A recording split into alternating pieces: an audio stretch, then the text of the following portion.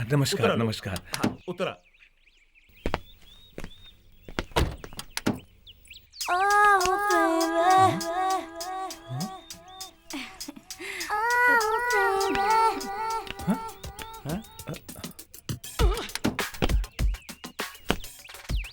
अब करोड़ों का सपना पूरा।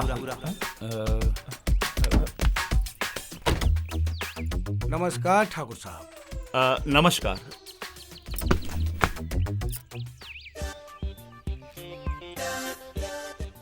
नमस्कार। तकल्लू बड़ा मालदार पार्टी बा। आई आई आई जी। आई रवो लो आई। पाए लागू बाबूजी। आई आई भीतर ही आई। हाँ चल चल चल। सुजाता, अरे दमाद जी आ गए लेन। चरण स्पर्श। खुश रहा।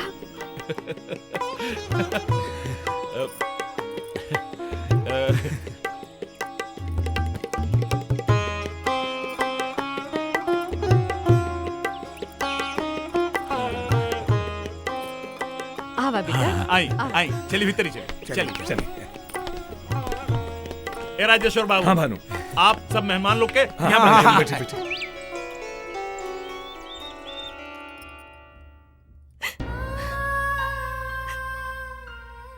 इतना दिन तारा से बिछड़ के हम कैसे जियतानी कह न सकीले। जहाँ इंसान के हिम्मत, धैर्य, हौसला दम तोड़ देला, वहाँ इंसान पर बेचैनी और परेशानी हावी हो जाला। वो घड़ी पे हमरा के पूरा यकीन रहे कि तू हमरा लगे जरूर आईबा, सुरक्षित आज सकुशल लौटबा।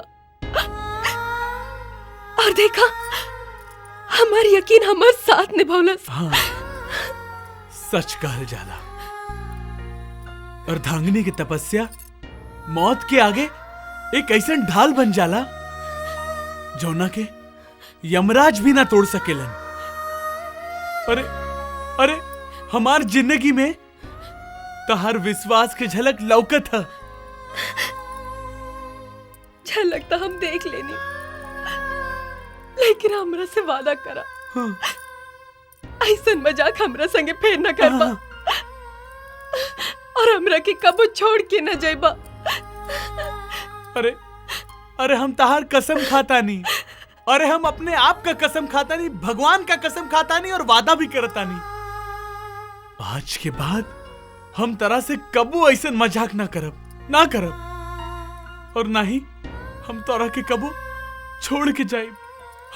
हम तोरा के जिंदगी भर ना छोड़ब। बस आ गले लग जा हमार नंदू।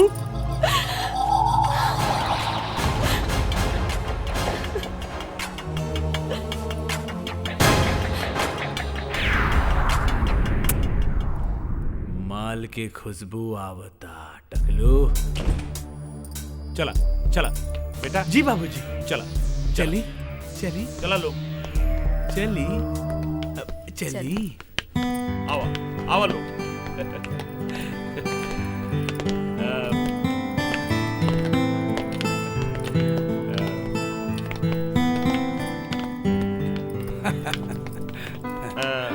समझ में नहीं खे आवत कि रउआ लोगन के शुक्रिया कैसे अदा करी। हमारे पास कोनो शब्द ही नहीं खे।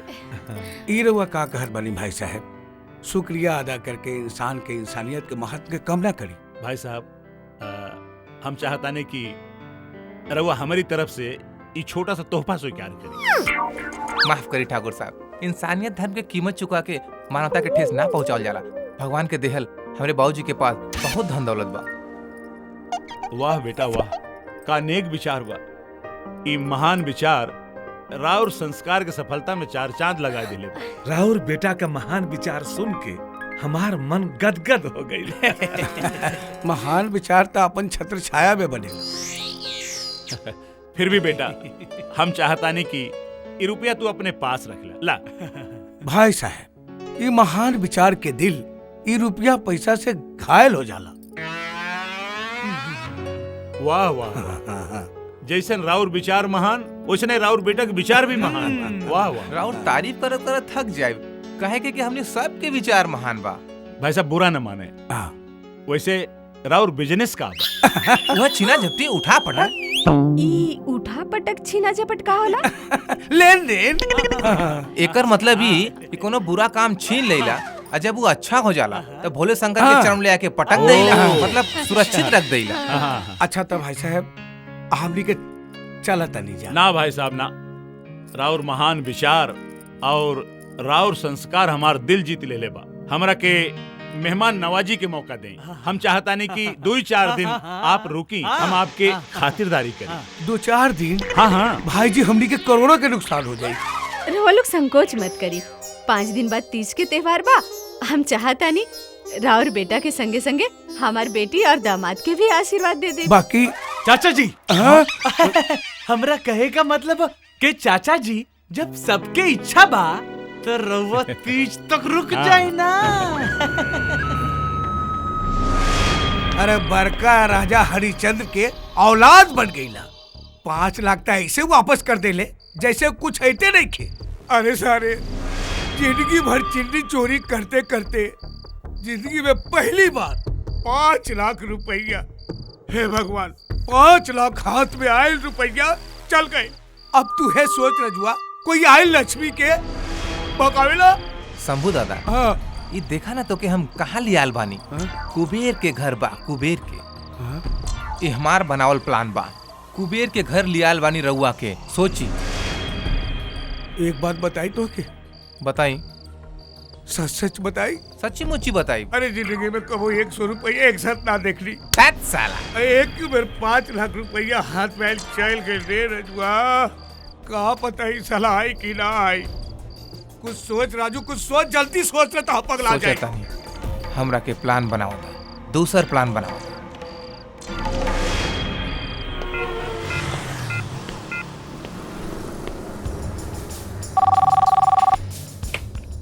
इंस्पेक्टर भोला पांडे, गोविंदपुर। इंस्पेक्टर भरत पांडे बोला तनी, लालगंज थाने से। अच्छा भरत जी, हाँ बोली। इंस्पेक्टर भोला, लालगंज के नामी चोर राजू और शंभू, वो दोनों के हम तलाश में बानी। हमरा के अपन मुखबिर से पक्का खबर मिलल हा कि ऊ सन राउर इलाका में बा। अगर राउर के खबर सही बा तो उनका तस्वीर और डिटेल हमें भिजवा दें, फिर देखी हम ऐसा जाल बिछाई कि उन्होंने सारे का याद रखी। ठीक बा, भिजवा देता नहीं, लेकिन एगो सजेशन बा। हाँ बोली। जरा सावधानी बरताओ, ना तो भनक लगते ही ऊ सन चंपत हो जाए। राउर एकर फिकर ना करी, ओकरे खातिर हम तैयार मानी।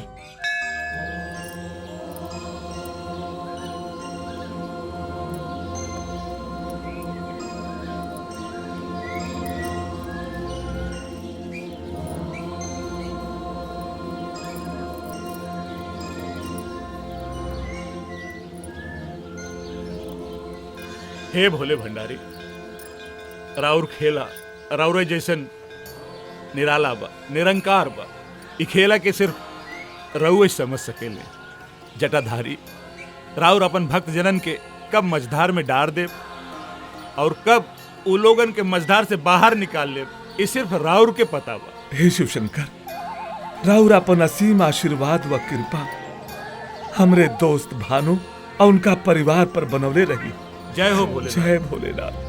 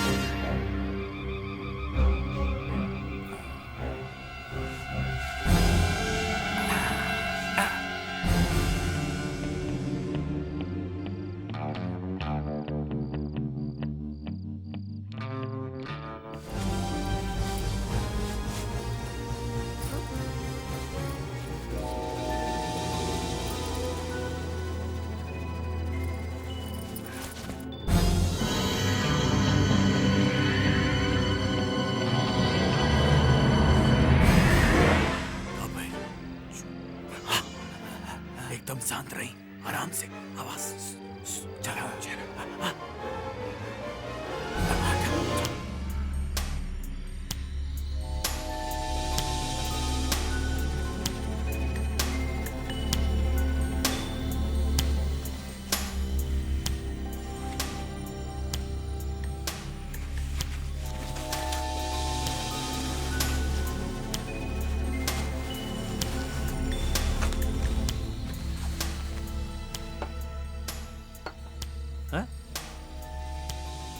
बनिए नहीं के इस ससुर बंसी पागल हो गई बा, पानी रख भुला गई, बहुत चर्बी चढ़ गई ससुर के।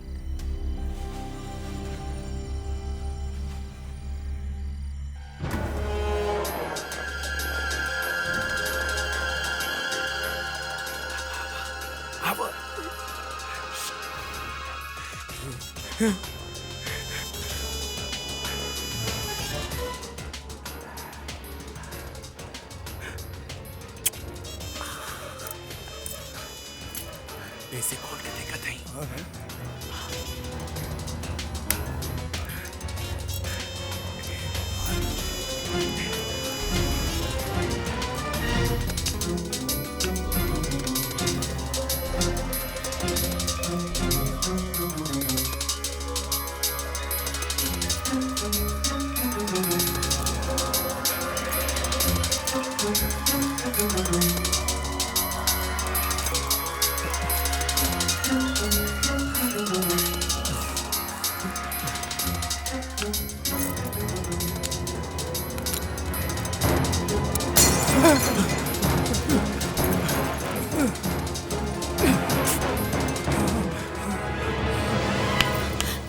अरे तू यहाँ बड़ा था, किचन में के बा?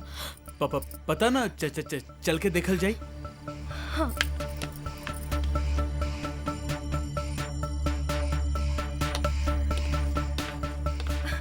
बाबूजी? अरे बेटी, बंसी आजकल पागल हो गई बा, पानी वानी रकब सब भूल गई बा।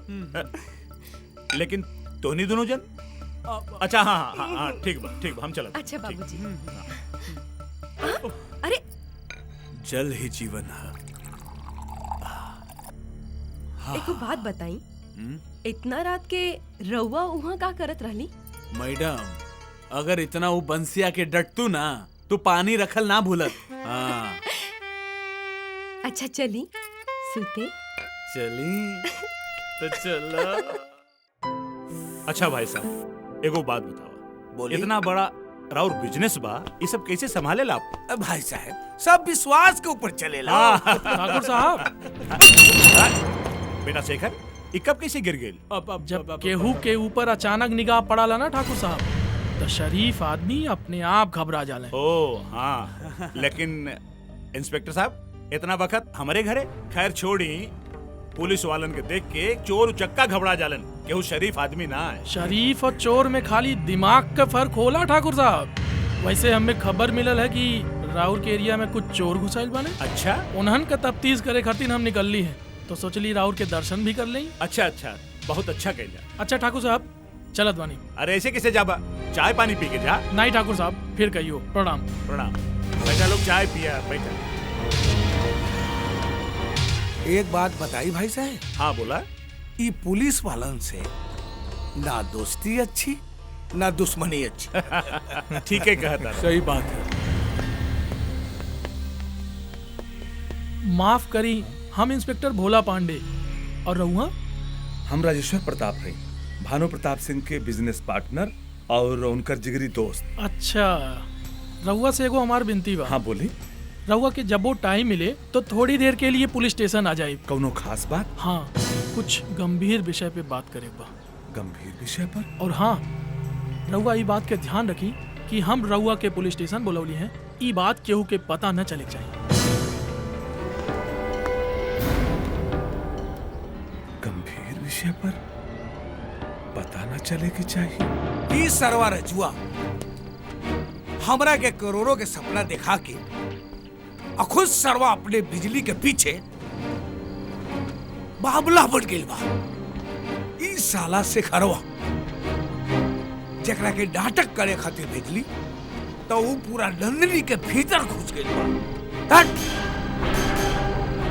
सुन रे छेदिया, इस शहर में सुनली है कि चंपा चमेली के डिस्को बड़ा बढ़िया होखेला और वहाँ हर मर्ज के दवा मिलेला का?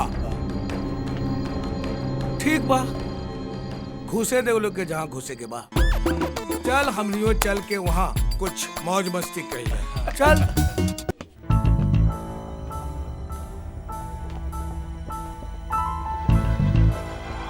जय हिंद सर। जय हिंद। बोला का इन्फॉर्मेशन बा? सर बिल्कुल सही इन्फॉर्मेशन बा। रउआ जौन चोरवन के तलाश में बानी वही गांव में बड़ा सन।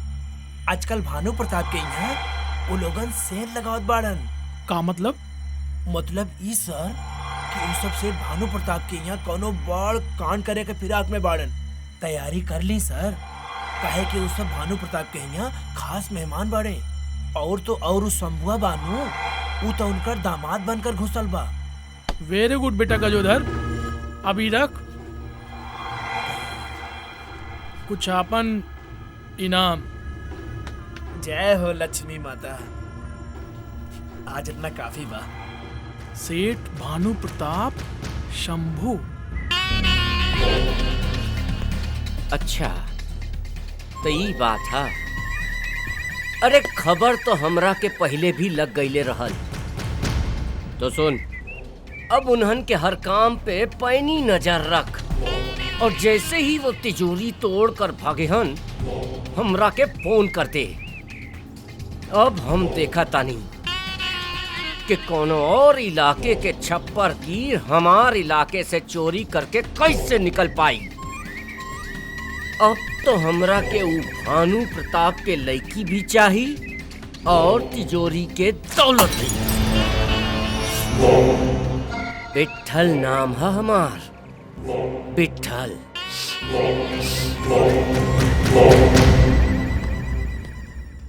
रउआ के जान के बड़ा तकलीफ होगी कि राउर दोस्त सेठ भानु प्रताप के वहाँ जौन सन मेहमान बन के रुकल बाने उ सब पूरा का पूरा चोर ग्रुप हो। इंस्पेक्टर साहब, रउआ का कहा था? हमनी के पास एकर पूरा पुख्ता सबूत बा और पुलिस में रिपोर्ट भी दर्ज बा। और एक बात इहो जानी, हमनी के पास इहो खबर बा कि उ सब सेठ भानु प्रताप के वहाँ चोरी करिए। इंस्पेक्टर साहब, हमारा तो विश्वास नहीं क्यों? ये देखिए, ये है राजू, एक नंबर के चोर, प्लान मास्टर। और यह शंभू, चोरन के सरदार। चोरी के पूरा माल के हेरा फेरी इहे करेला। और ये है राउर दोस्त का दामाद शेखर उर्फ शंभू। ध्यान से देखिए एकर चेहरा। सारा प्लान का असली जामा यह पहनावाला और जैसे मौका मिलल पूरा माल लेके रफू चक्कर। इंस्पेक्टर साहब, तरवा उन्हन सबको गिरफ्तार काहे नहीं करत? जाए गिरफ्तार करी। राजेश्वर जी, सेठ भानु प्रताप गोविंदपुर का बहुत बड़ा सेठ बाड़न और उसन यह रिश्ता फायदा उठा के उनके यहाँ मेहमान बन के बाड़न। बिना उनके सहमति हमन के कुछ नहीं कह सकल जाला। और वैसे भी हमन के डीएसपी साहब से आदेश लेवे पड़ी। इंस्पेक्टर साहब, रउआ चिंता जिन करी, हम अब ही भानु प्रताप से बात करतानी और आप लोग उन्हन सन के गिरफ्तार करे के तैयारी करें। ठीक बा, हमन के डीएसपी साहब से बात करे के तैयारी करत बानी।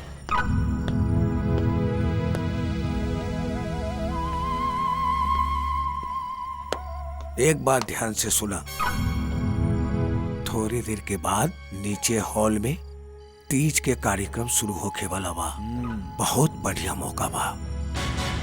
तिजोरी साफ हो जाए के चाहिए, हर हालत में हो कहीं के चाहिए, न तो फिर हमनी के हाथ मलत रह जाए।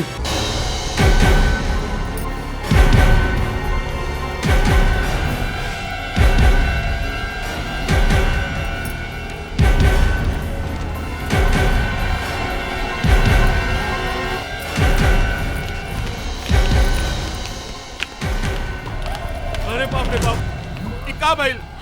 का हो गई? ई देखा इंस्पेक्टर साहब, सब खाली के चल गए लेन।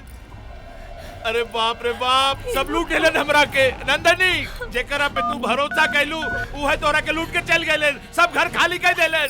सुजाता, अब का होई बतावा? भानु हमरा के शक होत रहल कि सब सरवा चोर हुआ। घबराई ना ठाकुर साहब, वो कहीं भाग के जान आई पई हैं। तो चला चला पकड़ा सारा नाकाबंदी हो गई। चला आज तक बताओ।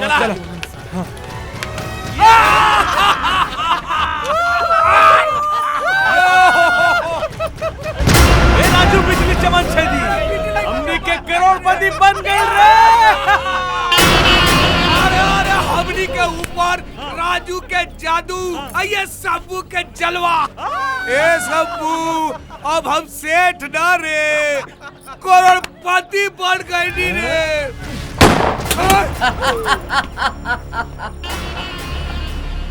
बैग लेके हमरे लगे आई। बैग? अरे हमनियों के पास तो कवनो बैग नहीं खे भाई। ई तक खाली झोला बा, झोला। तोरा के पैसे चाहिए? इले तो यार हफ्ता कट गई। अब की बेर ना कहले तो एक एक के भेजा उड़ा दे। अरे सारे पगला गेल बड़े का।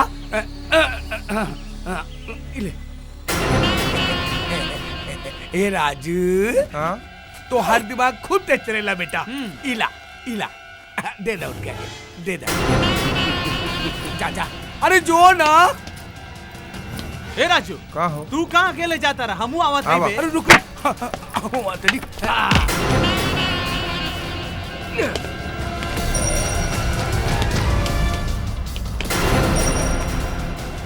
ए जा, बैग लेके आ।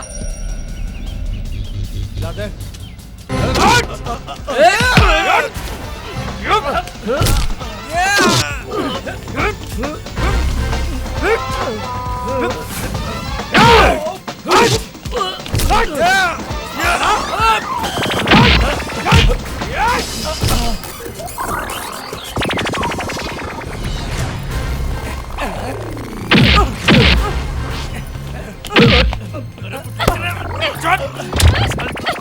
बिजली से सही वो झटका खाई।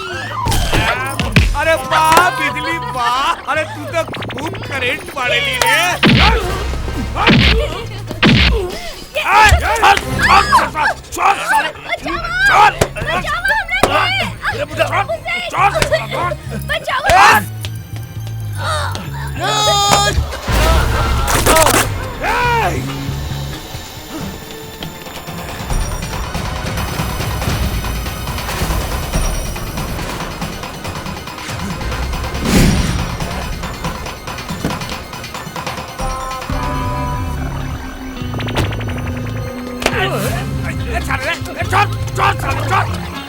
अरे राजुआ, अरे रे राजुआ रे।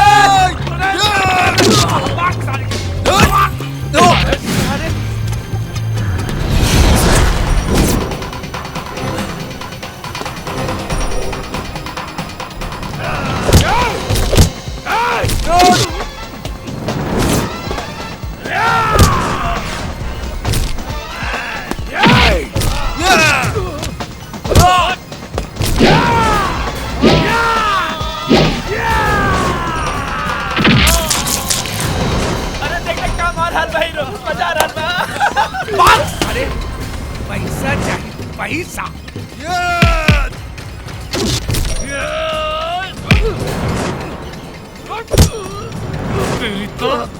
आज तोरा के समझ में आई कि हम का चीज है।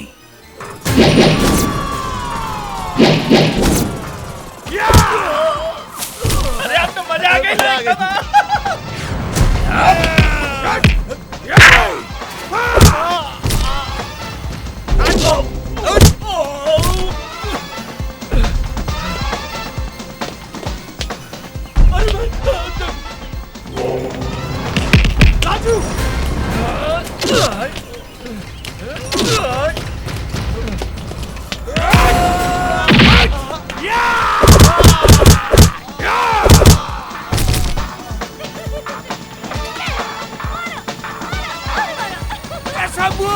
शंभू रे।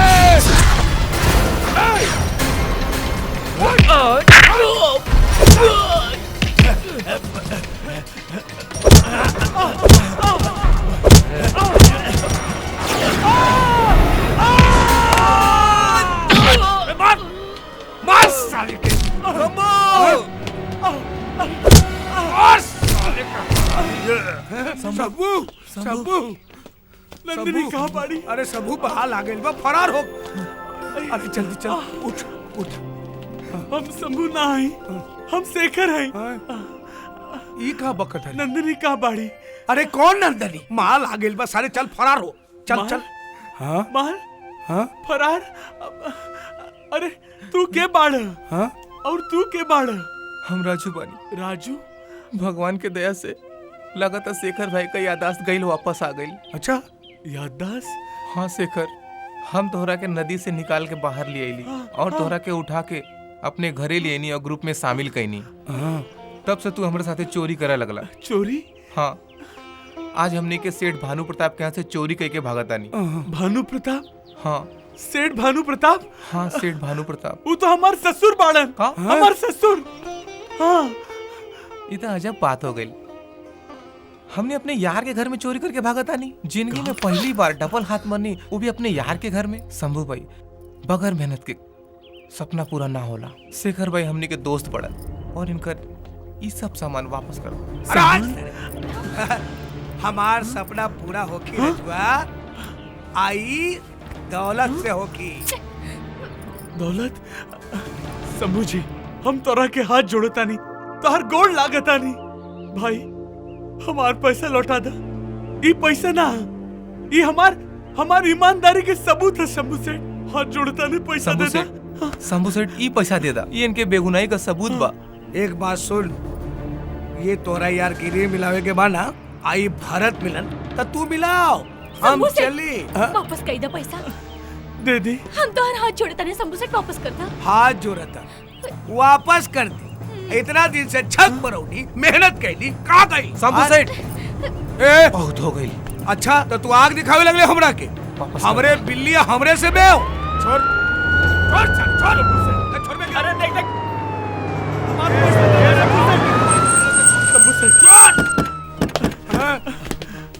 Hands up. नंदिनी, धोखेबाज, चुप चुप, धोखेबाज, मत ले अपने मुंह से नंदिनी के नाम, मत ले। गिरफ्तार कैला इन्हन के। रुक जाओ इंस्पेक्टर साहब, हम बताओ तनी, ये शंभू ना शेखर बाड़ा। पुलिस फाइल में ही शंभू बा और एकरे ऊपर चोरी के बहुत इल्जाम लगल बा। हम दावा के साथ कह सकीला, इस शेखर बाड़न, भानु प्रताप का दामाद शेखर। का सबूत बा तोहरे पास? हमारे पास सबूत बा इंस्पेक्टर साहब, पूछिए इंस्पेक्टर भरत से।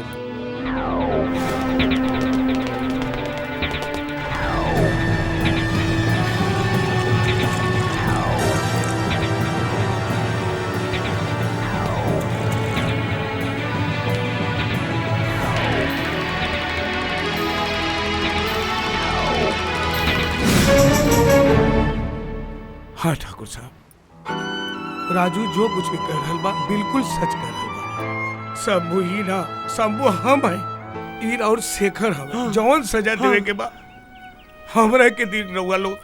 ठाकुर साहब, ईर और अमानत था, ले पैसा गिन ली। इंस्पेक्टर साहब, राजू एगो चोर होई के भी इंसानियत के धर्म का अच्छी तरह से निभावले।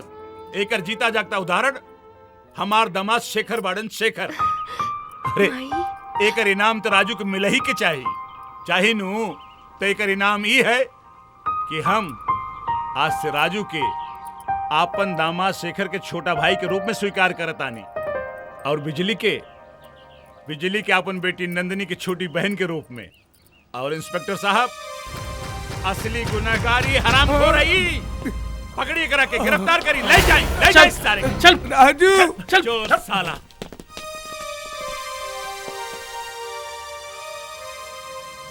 बेटा शेखर।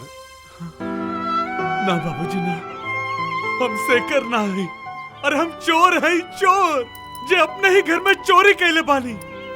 ना शेखर, तू चोर नहीं खा, तू जौन कुछ भी कैला अनजाने में कैला। तहार रो बखत यादाश्त ना रहे, पर अब तक तू होश में बाड़ा ना। तू चोरी कैला और अपने माल के बचावे खातिर तू आपन खून बहोला। एकरा से त इहे जाहिर होकता कि तू हमनी के शेखर बाड़ा, ना कि शंभू। बेटा शेखर, हम तोहरा के माफ कर देली। हाँ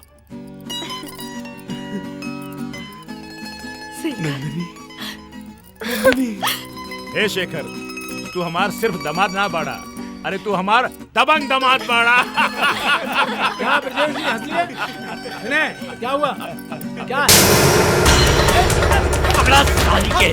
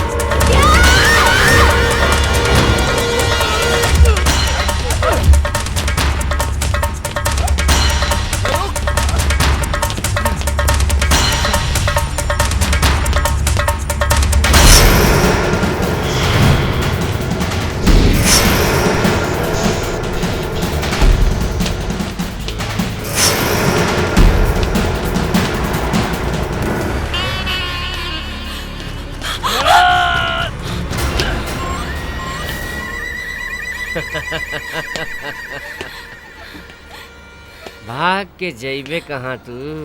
हमार नजर में चढ़ल लड़की बच के न जा सकेली। बिट्ठल नाम है हमार।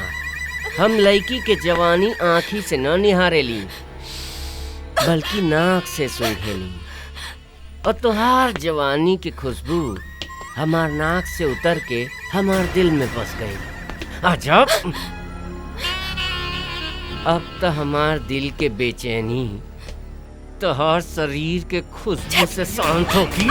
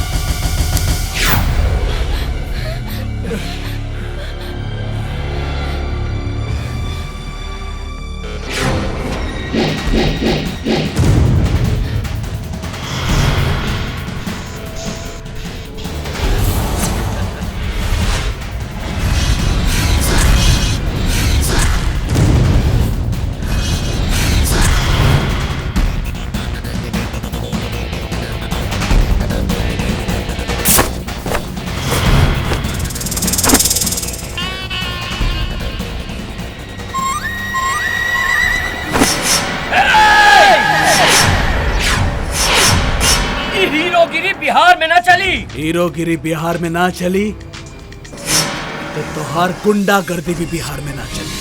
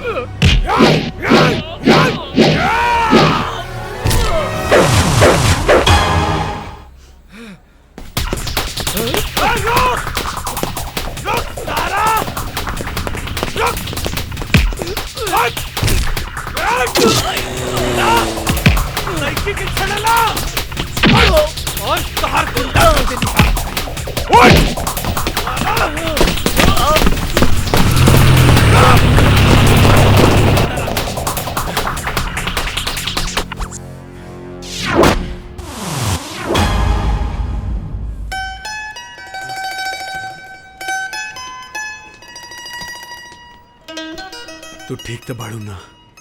शेखर, अगर आज तू वक्त पे ना आईता तो न जाने हम कौन दुर्दशा से गुजरती। हम तो शुक्रिया अदा कैसे करी? शुक्रिया अदा तो हमरा तोरा करे के चाहिए, काहे कि इतना दिन के बाद हमरा बॉडी में जान आ गई सारन के मार के। अब चलल जाए, चला। हीरोगिरी पूरी दुनिया में चली, गुंडागर्दी कहूं ना चली, बुझला?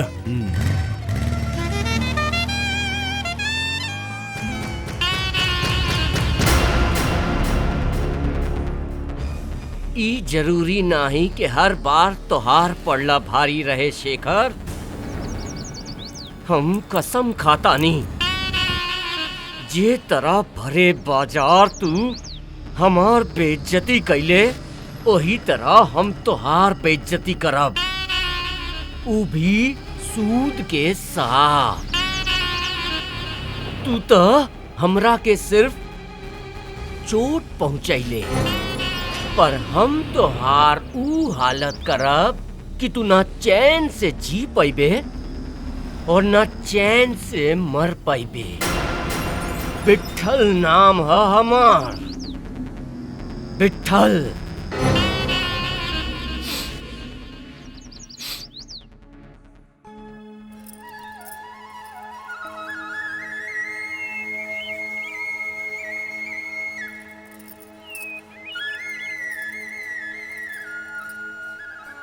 आई जजमान आई। पंडित जी प्रणाम। खुश रहें। जय भोलेनाथ।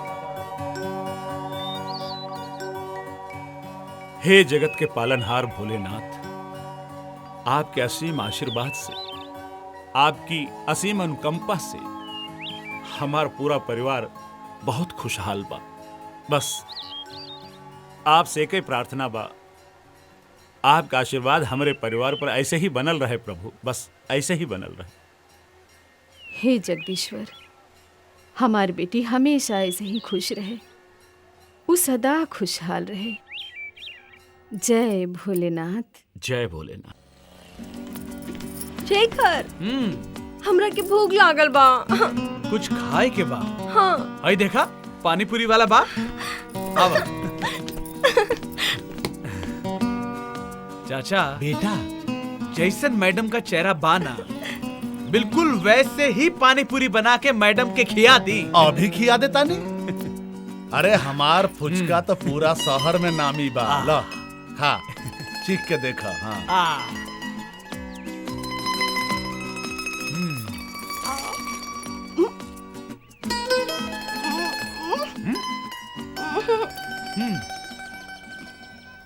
भाई अब बर्दाश्त नहीं हो रहा बा।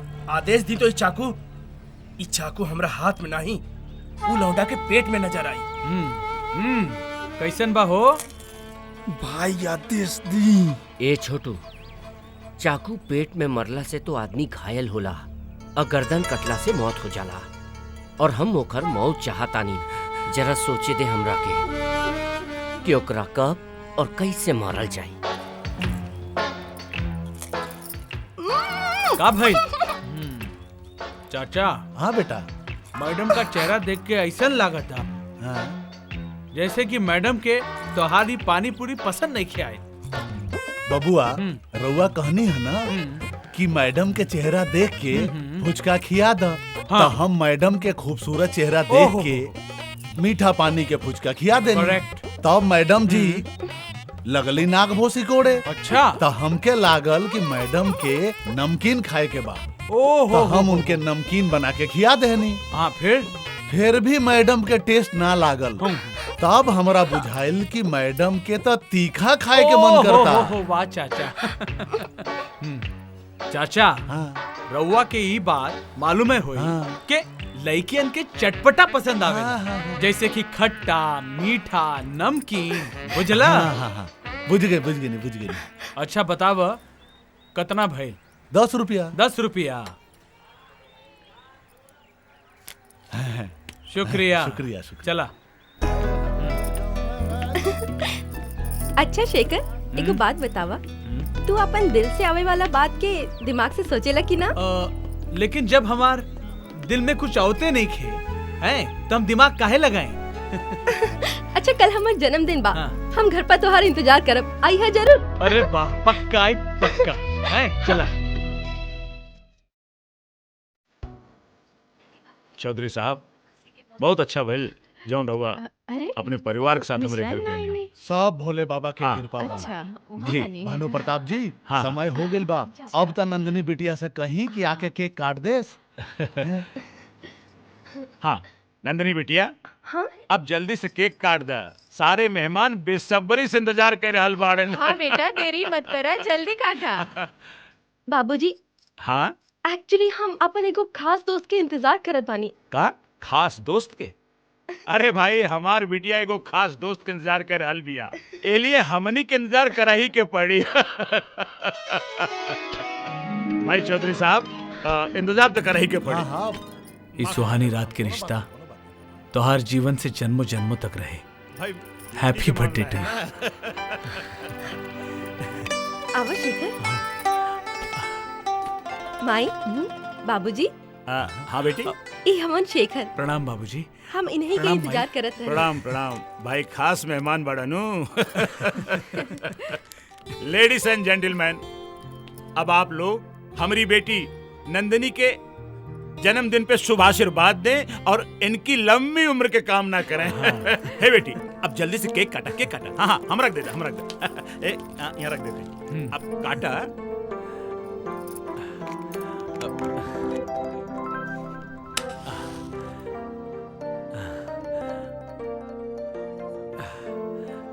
अरे बेटी, अब जल्दी से केक काटा। हाँ Happy birthday to you. Happy birthday to you. Happy birthday dear Nandini. Happy birthday to you. Happy birthday to you. हाँ बहुत बढ़िया, बहुत बढ़िया।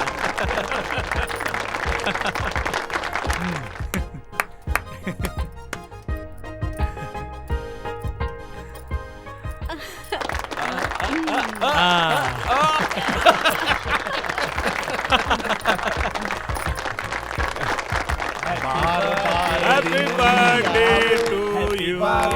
Happy birthday Nandini. 1000 साल हो 50,000 मुबारक हो बेटा।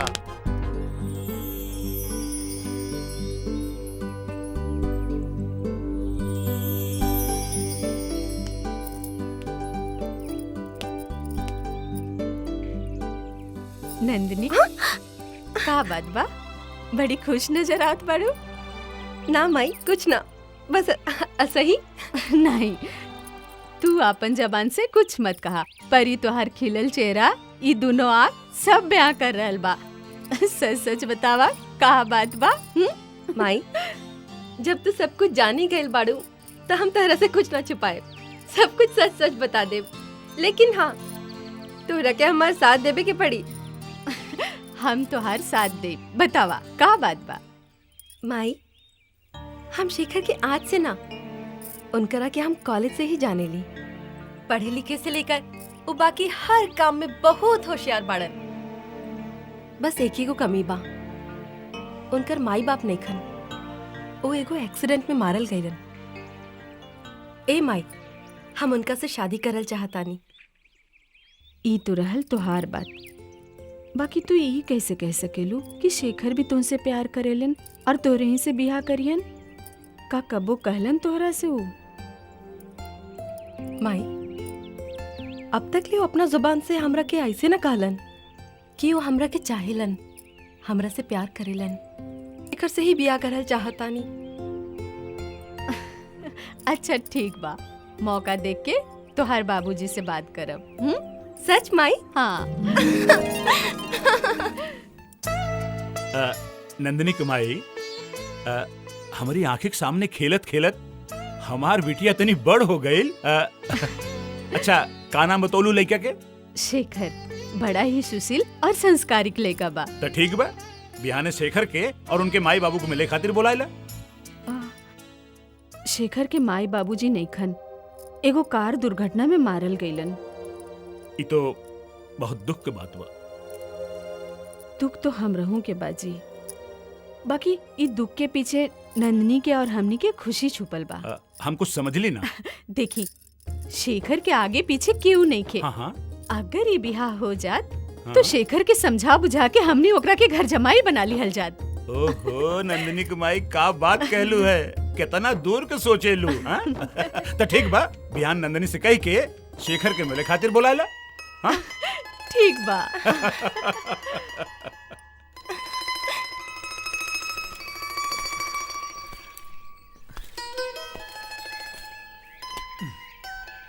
हद हो गए, अरे कैसन जमाना आ गइल बा। अरे ऐसन लागता कि हम सवेरे आयल रहली और शाम हो गई। अरे इंतजार करत करत थक गईली हम। ये कवनो तरीका बा?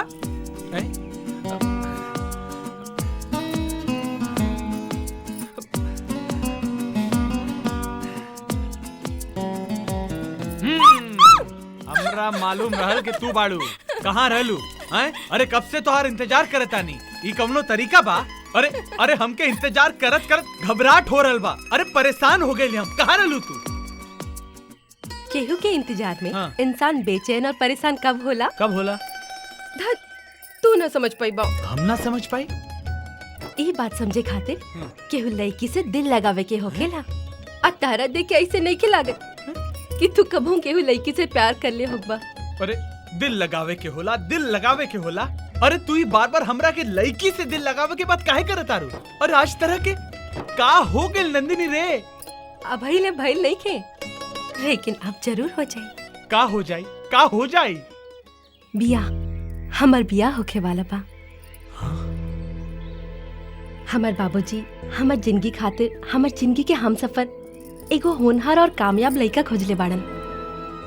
और हम चाहतानी कि वो होनहार लड़का से तू मिला। काहे से कि आज तक हम अपन जिंदगी के हर सच झूठ के फैसला तोहरे संग मिलके कैली। और आज हमार जिंदगी के सबसे अहम फैसला बा। त हम चाहतानी कि इहो फैसला हम तोहरा पसंद नापसंद से करी। और अब हम अपन जिंदगी के सबसे अहम फैसला हम तोहरा पसंद नापसंद से करब।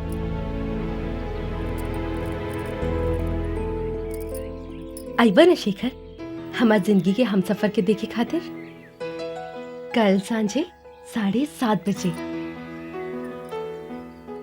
बोलो ना शेखर, आइबा ना? हाँ हाँ आइब। अच्छा हम चलतानी।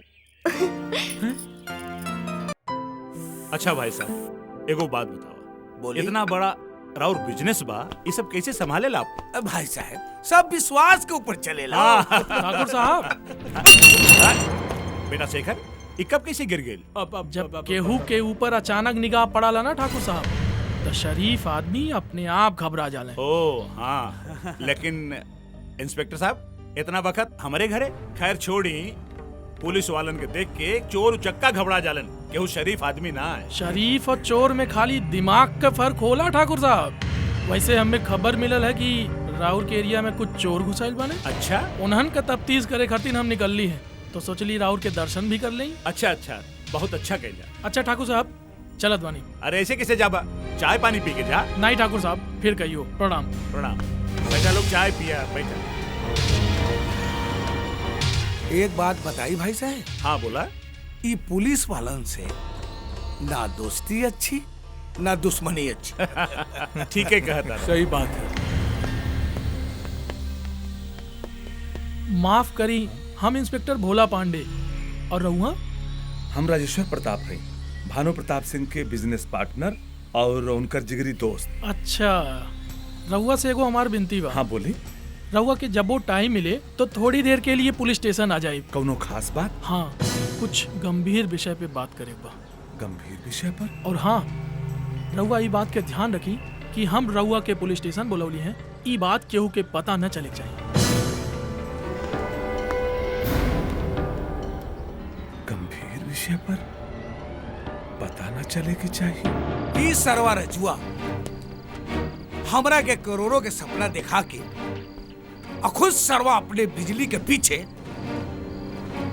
बाबला बन गई बा। ई साला से खरवा जकरा के नाटक करे खातिर भेजली तो वो पूरा नंदिनी के भीतर घुस गई बा।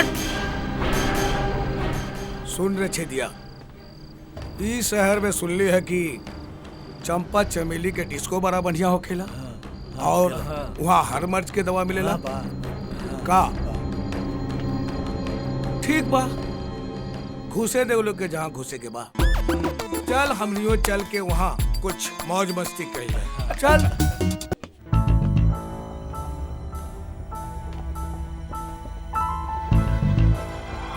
जय हिंद सर। जय हिंद। बोला, का इन्फॉर्मेशन बा? सर बिल्कुल सही इन्फॉर्मेशन बा। रउआ जौन चोरवन के तलाश में बानी वही गांव में बड़ा सन। आजकल भानु प्रताप के यहाँ वो लोगन सेल लगावत बाड़न। का मतलब? मतलब ई सर कि उ सब सेठ भानु प्रताप के यहाँ कोनो बड़ कांड करे के फिराक में बाड़न। तैयारी कर ली सर, काहे कि उ सब भानु प्रताप के यहाँ खास मेहमान बाड़े। और तो और उ शंभुआ बानू, उ तो उनकर दामाद बनकर घुसल बा। वेरी गुड बेटा गजोधर, अभी रख कुछ आपन इनाम। जय हो लक्ष्मी माता, आज इतना काफी बा। सेठ भानु प्रताप शंभू। अच्छा तो ई बात है। अरे खबर तो हमरा के पहले भी लग गईले रहल। तो सुन, अब उन्हन के हर काम पे पैनी नजर रख, और जैसे ही वो तिजोरी तोड़ कर भागे हन, हमरा के फोन कर दे।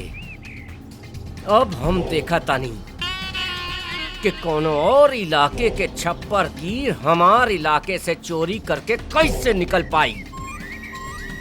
अब तो हमरा के उ भानु प्रताप के लड़की भी चाहिए और तिजोरी के दौलत भी। विट्ठल नाम है हमार, विट्ठल।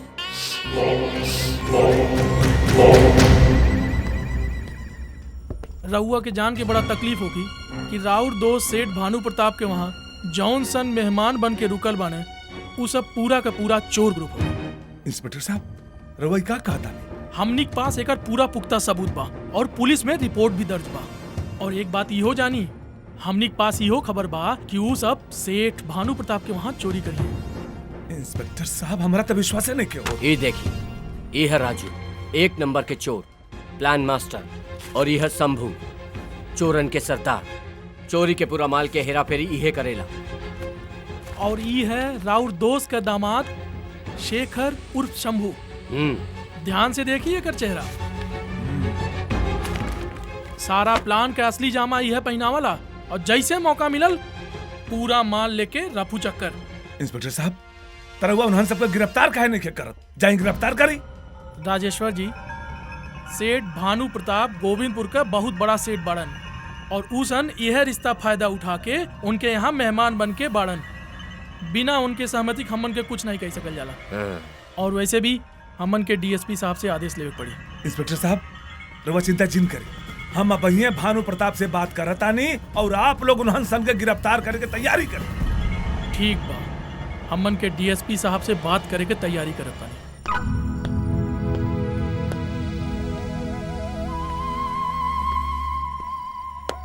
एक बात ध्यान से सुना, थोड़ी देर के बाद नीचे हॉल में तीज के कार्यक्रम शुरू होके वाला बा। बहुत बढ़िया मौका बा। तिजोरी साफ हो जाए के चाहिए, हर हालत में हो कहीं के चाहिए, न तो फिर हमनी के हाथ मलत रह जाए।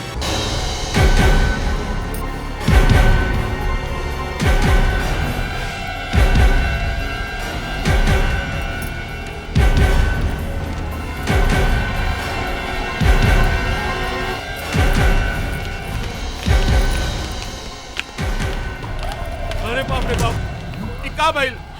का हो गई? ई देखा इंस्पेक्टर साहब, सब खाली के चल गए लेन। अरे बाप रे बाप, सब लूट लेन हमरा के। नंदनी, जेकरा पे तू भरोसा कैलू उ है तोरा के लूट के चल गए लेन, सब घर खाली कर देलन। सुजाता, अब का होई बतावा? भानु हमरा के शक होत रहल कि सब सरवा चोर हुआ। घबराई ना ठाकुर साहब, वो कहीं भाग के जान आई पई हैं। तो चला पकड़ा सारा नाकाबंदी हो गई। चला आज तब बताओ।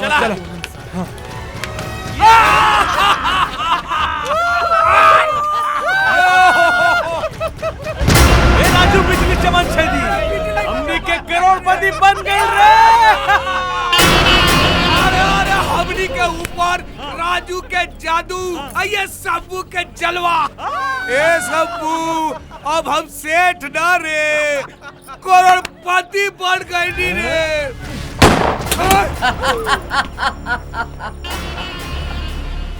बैग लेके हमरे लगे आई।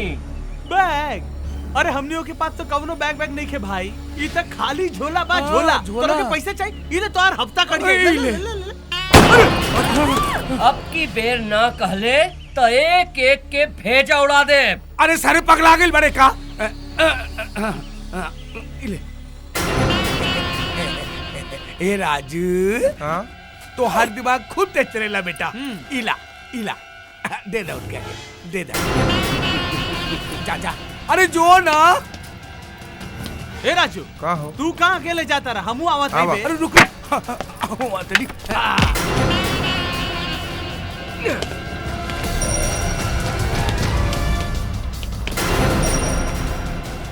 ए जा, बैग लेके आ। ला दे।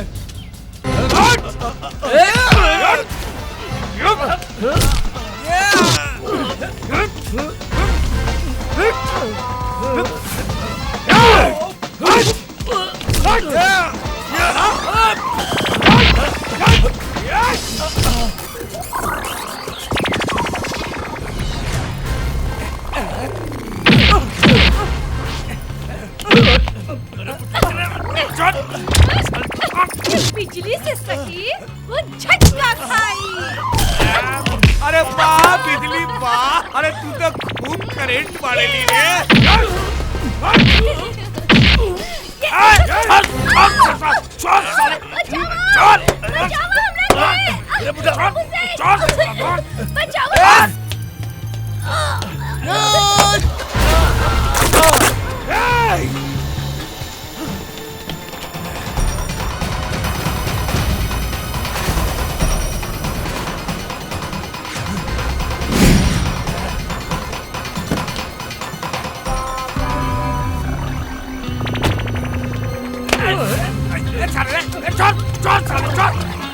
अरे राजुआ, अरे रे राजुआ रे।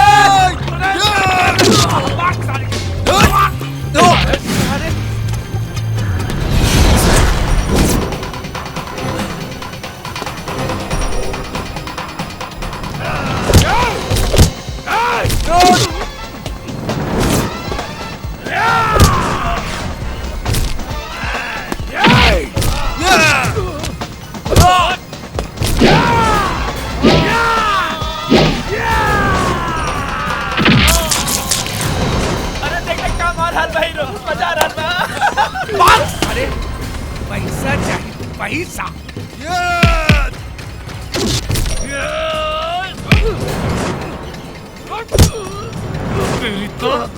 आज तोरा के समझ में आई कि हम का चीज है।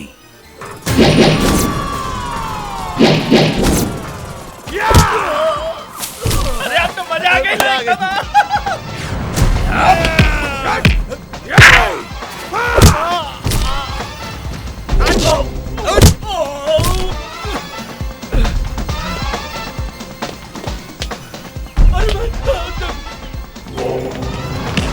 राजू,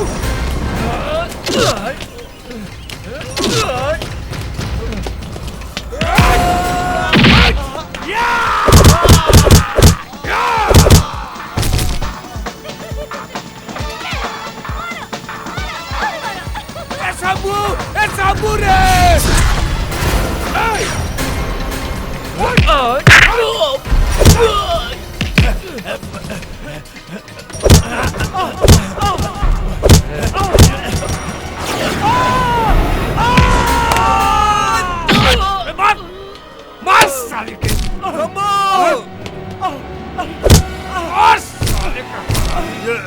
सबू सबू नंदिनी कहाँ पड़ी? अरे सबू बहाल आ गई बा, फरार हो। अरे जल्दी चल, उठ उठ। हम शंभू ना आई, हम शेखर हैं। ई का बकत है? नंदिनी कहाँ बाड़ी? अरे कौन नंदिनी? माल आ गई बा, सारे चल फरार हो। चल माल? चल। हाँ माल? हाँ फरार? अरे तू के बाड़? हाँ और तू के बाड़? हम राजू बानी। राजू? भगवान के दया से लगातार शेखर भाई का यादाश्त गईल वापस आ गई। अच्छा याददाश्त? हाँ शेखर, हम तोहरा के नदी से निकाल के बाहर ले आईली और तोहरा के उठा के अपने घरे ले आईनी और ग्रुप में शामिल कैनी। तब से तू हमारे साथे चोरी करे लगला। चोरी? हाँ, आज हमने के सेठ भानु प्रताप के यहाँ से चोरी करके भागतानी। भानु प्रताप? हाँ सेठ भानु प्रताप? हाँ सेठ भानु प्रताप। वो तो हमार ससुर बाड़न। हमार ससुर। हाँ ये तो अजब बात हो गई।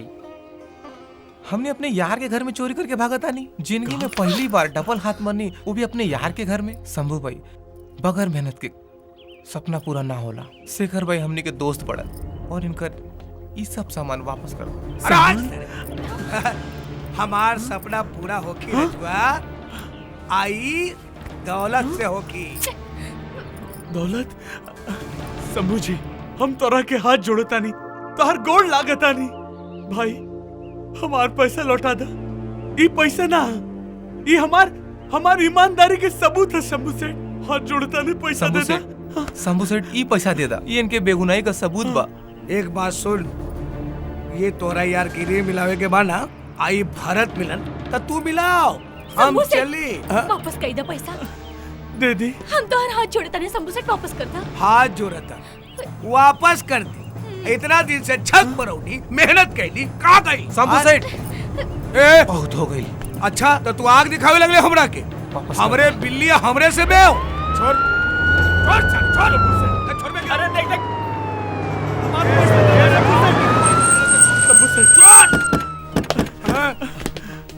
Hands up. नंदिनी, धोखेबाज, चुप चुप, धोखेबाज, मत ले अपने मुंह से नंदिनी के नाम, मत ले। गिरफ्तार कैला इन्हन के। रुक जाओ इंस्पेक्टर साहब, हम बताओ तनी, इस शंभू ना शेखर बाड़ा। पुलिस फाइल में ही शंभू बा और एकरे ऊपर चोरी के बहुत इल्जाम लगल बा। हम दावा के साथ कह सकीला इस शेखर बाड़न, भानु प्रताप का दामाद शेखर। का सबूत बा तोहरे पास? हमारे पास सबूत बा इंस्पेक्टर साहब, पूछिए इंस्पेक्टर भरत से।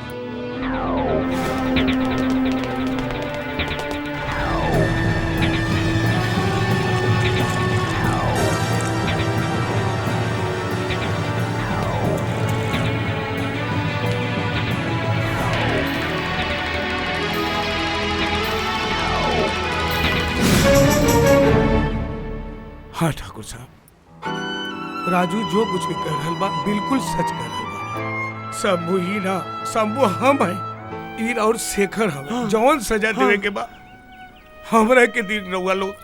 ठाकुर साहब, ईर और अमानत था, ले पैसा गिन ली।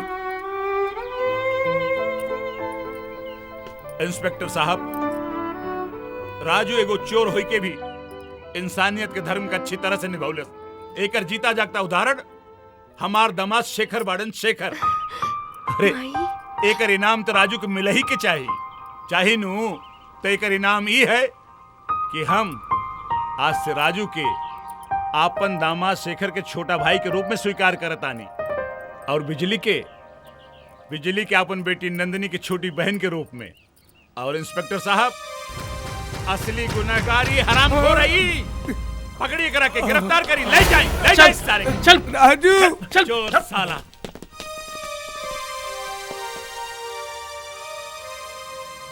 बेटा शेखर। ना बाबूजी ना, हम शेखर ना है, अरे हम चोर है, चोर जे अपने ही घर में चोरी कैले बानी।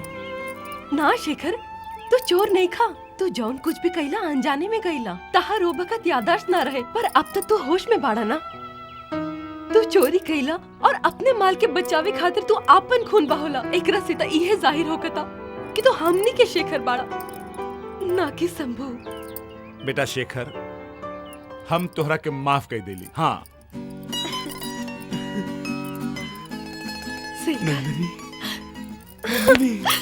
हे शेखर, तू हमार सिर्फ दामाद ना बाड़ा, अरे तू हमार दबंग दामाद बाड़ा। क्या ब्रजेश जी हंस लिए? सुने, क्या हुआ? क्या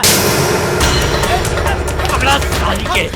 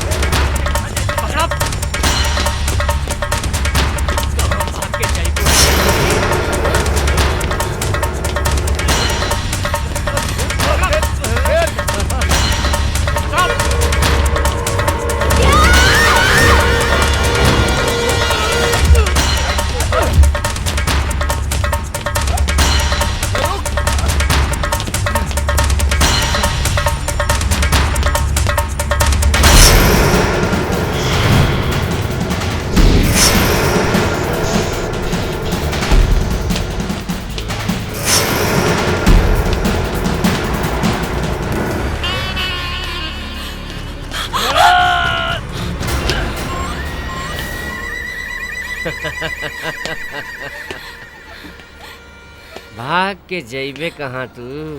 हमार नजर में चढ़ल लड़की बच के न जा सकेली। बैठल नाम है हमार।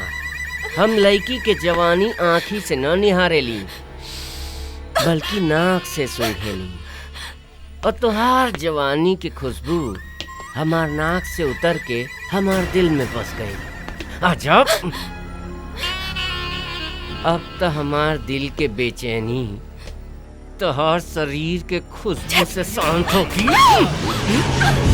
बचाओ! बचाओ! छोड़! बचाओ! बचाओ! क्या बचाओ!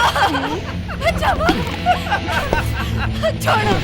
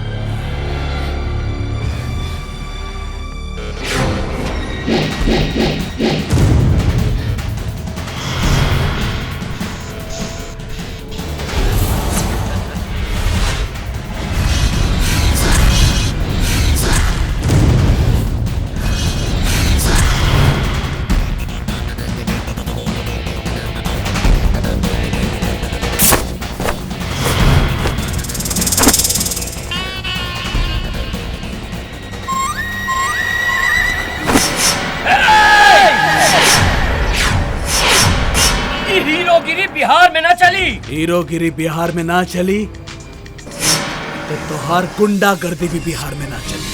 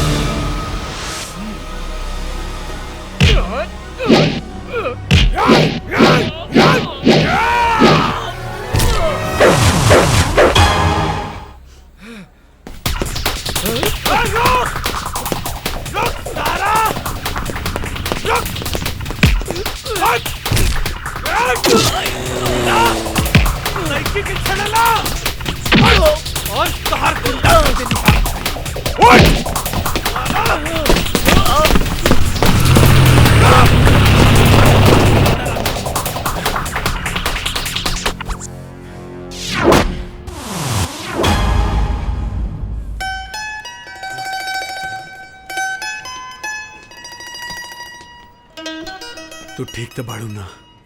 शेखर, अगर आज तू वक्त पे ना आईता तो न जाने हम कौन दुर्दशा से गुजरती। हम तो शुक्रिया अदा कैसे करी? शुक्रिया अदा तो हमरा तोरा करे के चाहिए, काहे कि इतना दिन के बाद हमरा बॉडी में जान आ गई सारन के मार के। अब चलल जाए, चला। हीरोगिरी पूरी दुनिया में चली, गुंडागर्दी कहूं ना चली, बुझला?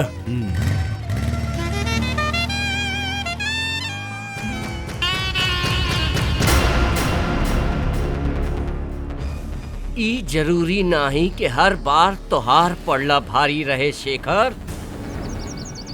हम कसम खाता नहीं, जे तरह भरे बाजार तू हमार बेइज्जती कैले वही तरह हम तोहार बेइज्जती करब, ऊ भी सूद के साथ।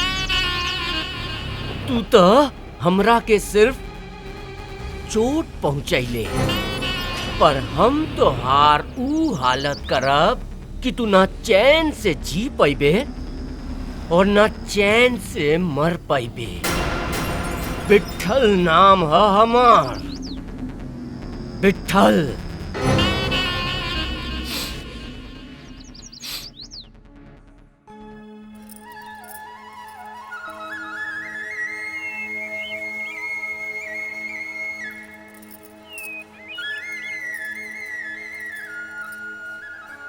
आई जजमान आई। पंडित जी प्रणाम। खुश रहें। जय भोलेनाथ। हे जगत के पालनहार भोलेनाथ, आपके असीम आशीर्वाद से, आपकी असीम अनुकंपा से हमारा पूरा परिवार बहुत खुशहाल बा। बस आपसे एक ही प्रार्थना बा, आपका आशीर्वाद हमारे परिवार पर ऐसे ही बनल रहे प्रभु, बस ऐसे ही बनल रहे। हे जगदीश्वर, हमारी बेटी हमेशा ऐसे ही खुश रहे, वो सदा खुशहाल रहे। जय भोलेनाथ। जय भोलेनाथ।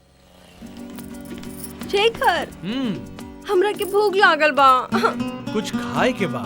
हाँ। आई देखा पानी पूरी वाला बा। आवा। चाचा बेटा, जैसन मैडम का चेहरा बाना, बिल्कुल वैसे ही पानी पूरी बना के मैडम के खिया दी। अभी खिया देता नहीं। अरे हमार फुचका तो पूरा शहर में नामी बा। ला खा, चीख के देखा। हाँ।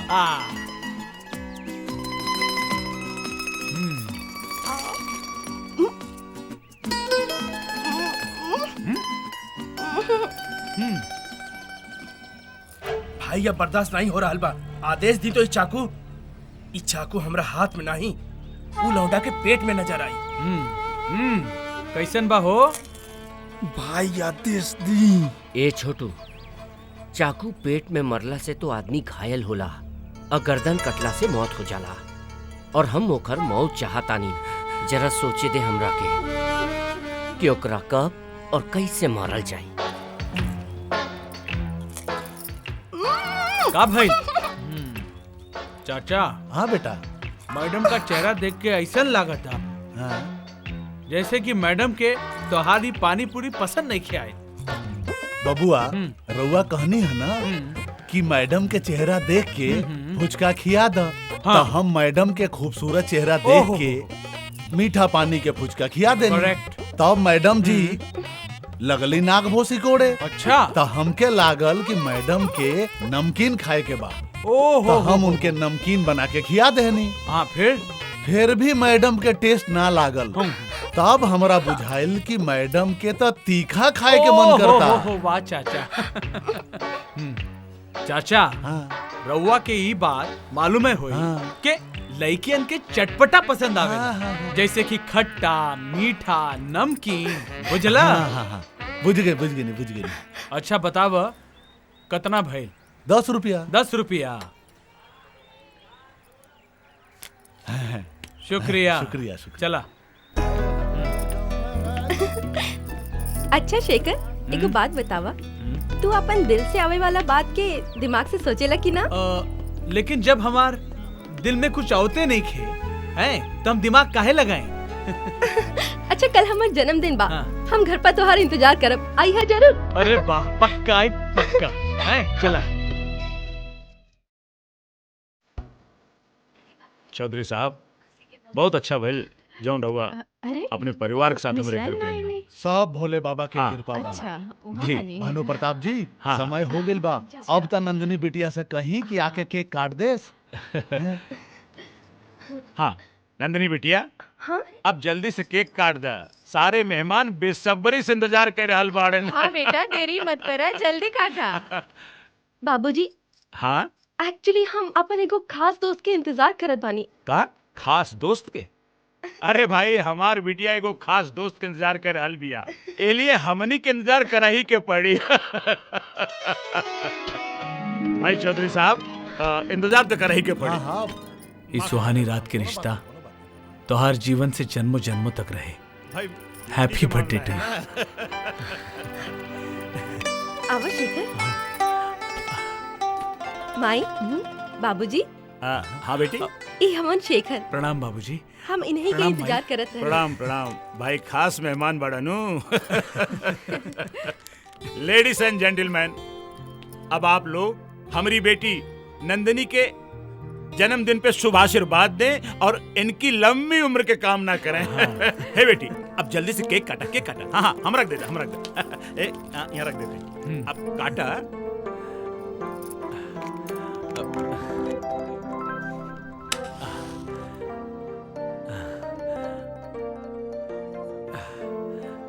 अरे बेटी, अब जल्दी से केक काटा। हाँ। Happy birthday to you. Happy birthday to you. Happy birthday dear Nandini. Happy birthday to you. Happy birthday to you. हाँ। बहुत बढ़िया, बहुत बढ़िया।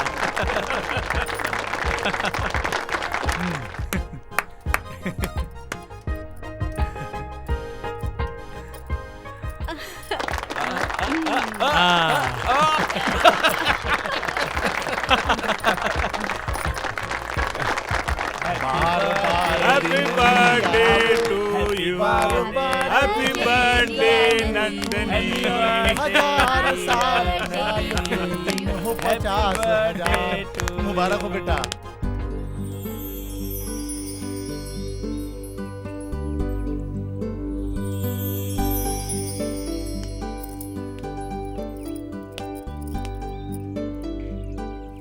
नंदिनी का बात बा, बड़ी खुश नजर आवत बाड़ू। ना माई कुछ ना, बस सही। नहीं, तू अपन जबान से कुछ मत कहा। परी तोहार खिलल चेहरा, ई दोनों आँख सब बयां कर रहल बा। सच सच बतावा का बात बा।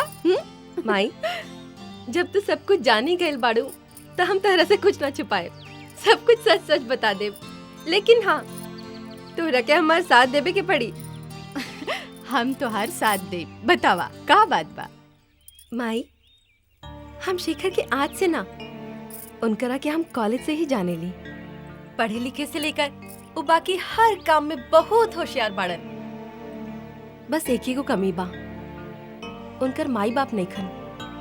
वो एगो एक्सीडेंट में मारल गईलन। ए माई, हम उनका से शादी करल चाहतानी। ई तो रहल तोहार बात, बाकी तू यही कैसे कह सकेलू कि शेखर भी तुमसे प्यार करेलन और तोरे ही से बिहा करियन? का कबो कहलन तोहरा से वो?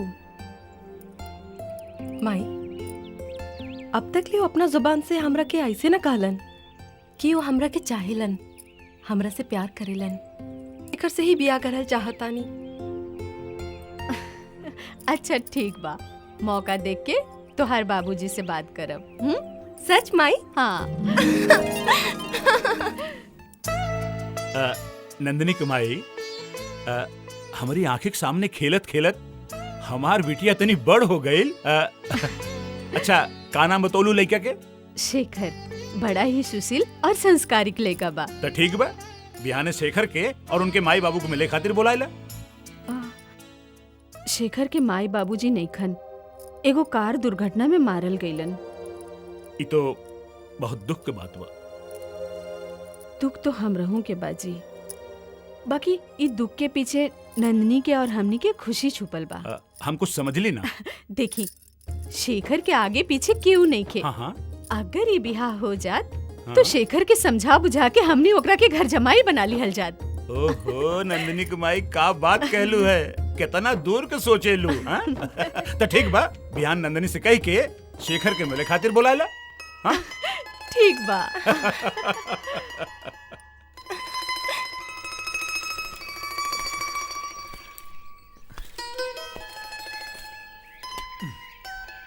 हद हो गए, अरे कैसन जमाना आ गइल बा। अरे ऐसन लागता कि हम सवेरे आयल रहली और शाम हो गई। अरे इंतजार करत करत थक गईली हम। ये कवनो तरीका बा?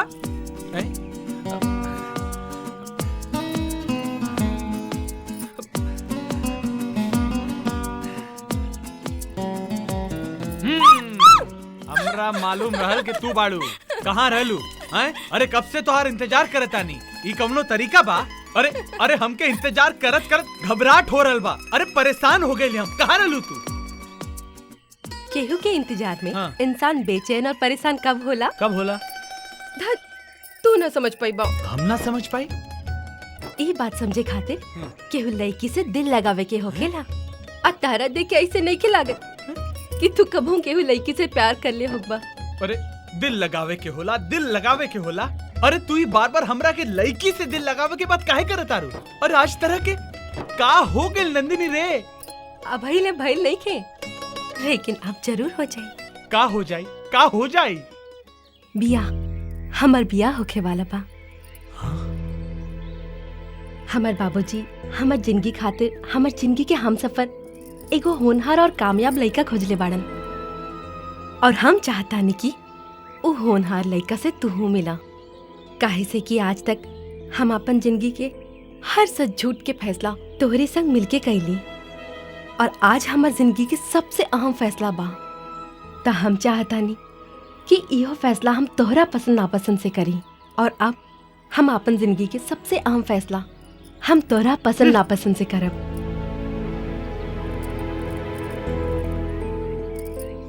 आइबा ना शेखर हमार जिंदगी के हमसफर के देखे खातिर? कल सांझे 7:30 बजे। बोलो ना शेखर, आइबा ना? हाँ हाँ आइब। अच्छा हम चलतानी। शेखर, तोहरे और नंदिनी के प्यार के बारे में जान के हमार दिल बहुत खुश हो गई। बाकी ई जान के बड़ा दुख भइल कि इतना बड़ा दुनिया में तोहार केहू नहीं के। सच कहली। हाँ बाबूजी, हम अपन माई बाबूजी की कमी हमेशा महसूस करेली। बेटा, कमी महसूस कैला से दिल के बोझ और बढ़ेला। वो कमी के तू पूरा करा। नंदिनी के साथे, हमरा साथे, नंदिनी के माई के साथे। देखा बेटा, नंदिनी हमारे इकलौती बेटी है। हमनी के बहुत प्यार करीला, जान से ज्यादा प्यार करीला। नंदिनी का अपन संतान के रूप में पाके हमनी के बहुत खुश बानी। लेकिन बेटा, एगो टीस मन में बाकी बा। हमनी के चाहत आनी कि तू हमार दामाद बन के उ टीस के पूरा कर द। यही ब्याह के बाद तू ही हमारे घरे में रहा, हमार दामाद बन के ना, हमार बेटा बन के। रउआ अपने दिल की बात इतना बढ़िया से कहली कि हमरा स्वाभिमान के ठेस न पहुंचल। हमरा के रउआ लोगन के फैसला मंजूर बा। हम भगवान के बहुत शुक्रगुजार हैं कि भगवान हमरा के एक बार फिर से हमार माई बाबूजी से मिला देनी। वाह वाह बेटा, वाह, कितना सुंदर विचार बा तोहार। कितना सुंदर विचार बा। हे नंदिनी माई, जल्दी से मिठाई मंगाओ, जल्दी से, और सबके मुंह मीठा करो। मंगलम भगवान विष्णु, मंगलम गरुड़ध्वज, मंगलम पुंडरीकाक्ष, मंगलाय तनो हरि। ओम विष्णु श्री विष्णु प्रभा विष्णु नमस्तुभ्यं नमस्तुभ्यं नमस्तुभ्यं नमस्तुभ्यं देवो भव। शांताकारं भुजंगशयनं पद्मनाभं सुरेशं विश्वाधारं गगन सदृशं मेघवर्णं शुभांगं कमलापति कमलनयन योगिर्विद्यानगम्यं वंदे विष्णु भवभयहरं सर्वलोकनाथं। इति श्री शुभ विवाह संपूर्णम। विवाह संपन्न भइल। यशस्वी भव, अखंड सौभाग्यवती भव। खुश रह बेटा, खुश रह, खुश रह। बाई के पैर छू बेटा। खुश रहा।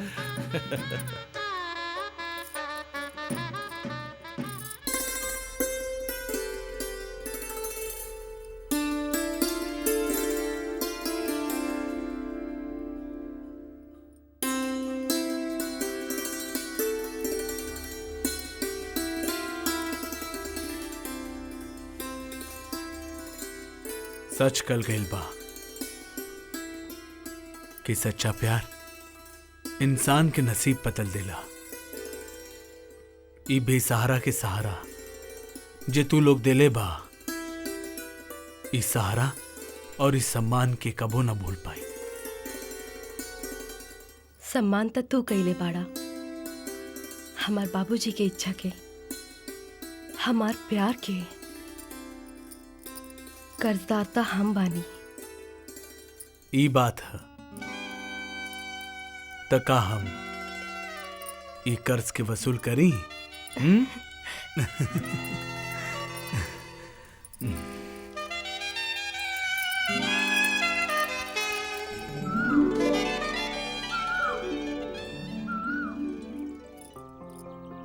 नंदिनी जी और शेखर, ये बताओ बेटा दोनों जन का सोचले बाड़ा? अरे भाई अब शादी के बाद हनीमून मनावे जावा कि नहीं?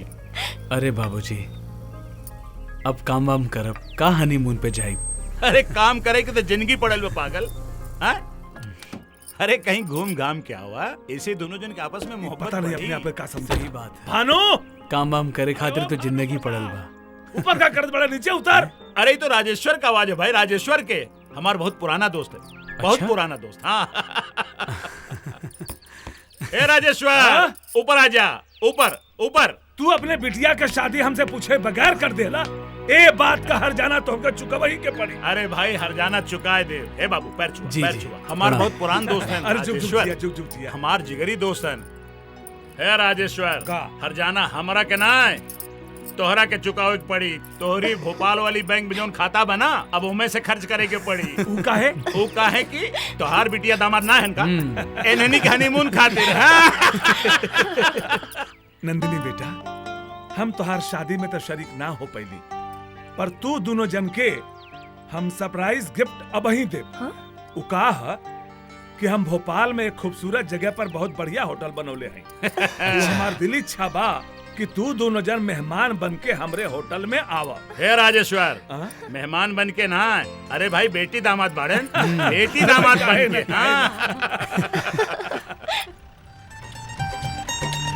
का बढ़िया मौसम है ना। जिंदगी एक सफर है सुहाना, यहाँ कल क्या हो किसने जाना। युडले युडले युडले अरे ये क्या भाई? का भाई? ब्रेक फेल हो गई। मजाक मत करी रहुआ। अरे हम मजाक नहीं कर रहे, नंदिनी ब्रेक फेल हो गई। नंदिनी कूद जा, कूद जा नंदिनी। नंदिनी मेरा बात माना। ई का करत रहली रहुआ? अरे हम मजाक करत रहली, मजाक। ई कैसन मजाक बा? अगर हम कूद जाती तो? अरे हम तोरा के कूदे देती तब तू कूदतू ना। तोहरा की कसम बा, फिर कबो रहुआ हमरा संगे ऐसन मजाक ना करब। मैडम आई एम सॉरी, हम आइंदा से ऐसन मजाक कबो ना करब बस। अरे अब तो मुस्कुरा दो, मुस्कुरा दो। चला चली? हाँ चली। चला। Welcome welcome mister Shekhar. Hello madam, आपका हमारे इस होटल में स्वागत है। ये हमारे बॉस के बहुत ही खास गेस्ट हैं। इनकी खातिरदारी और शान में कोई कमी नहीं होनी चाहिए। प्लीज मैडम आइए आइए।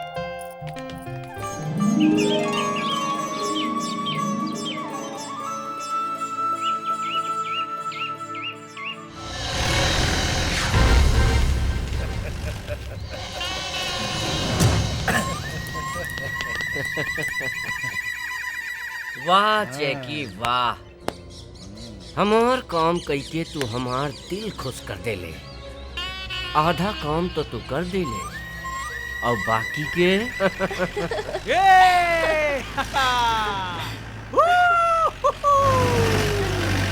मजा आ गई।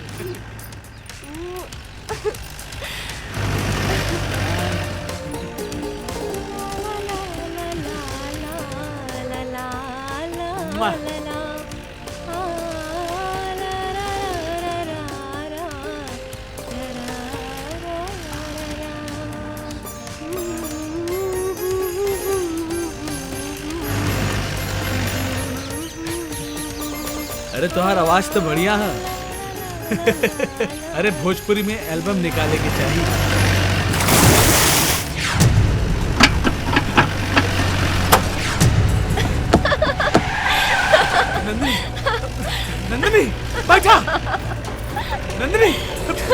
का फेल हमार मजाकिया बलम्मा नंदनी ब्रेक फेल हो गई, मजाक नहीं कर। Brake fail.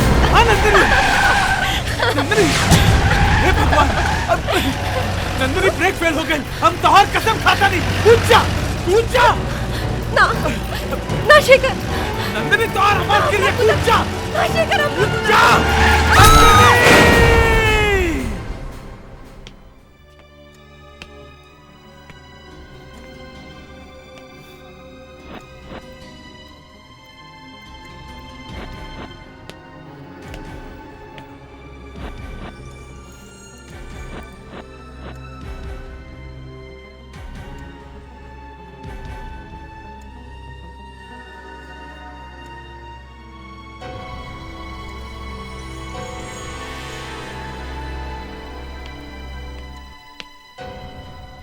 ब्लड प्रेशर ओके, तो सर। नॉर्मल है, बाकी देखते हैं। ओके सर। डॉक्टर साहब, हमारी बेटी कैसन बिया? वो कबले होश में आई? देखिए आपकी बिटिया जो है वो अब ठीक है। उसको हमने अच्छी तरह से एग्जामिन किया है, कुछ ही देर में होश आ जाएगा। आप लोगों को चिंता करने की कोई जरूरत नहीं है। जी जी, बहुत बहुत धन्यवाद, बहुत बहुत धन्यवाद। माय प्लेजर।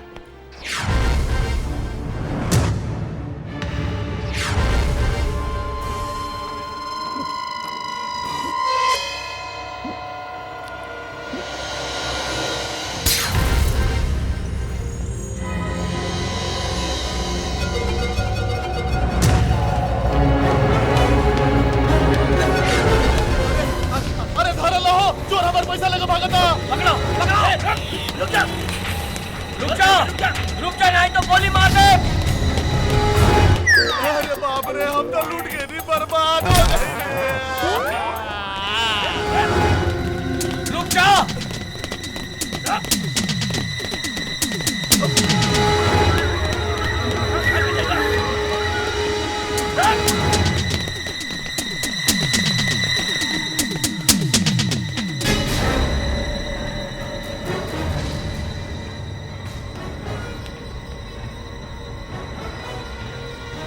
लगा था भाग गई।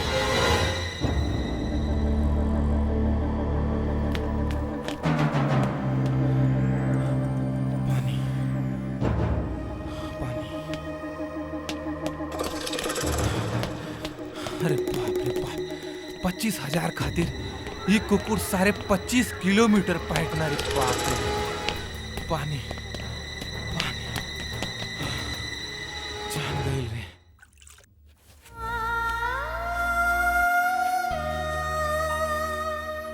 भानु प्रताप जी, जी इनकी हालत बिल्कुल ठीक है। मुझे लगता है नंदिनी के साथ ये प्रॉब्लम आई है तो वो उस घटना की वजह से आई है। मुझे लगता है इसका एक ही इलाज है, वो है आपका दामाद।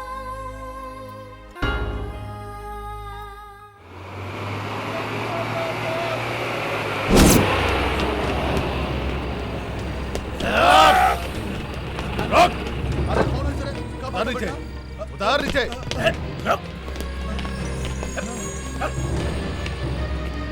का रे, ई बाइक से भरल ट्रक के बीच रास्ते में ना रोकल जाला, काहे से कि ए पे हमार नजर।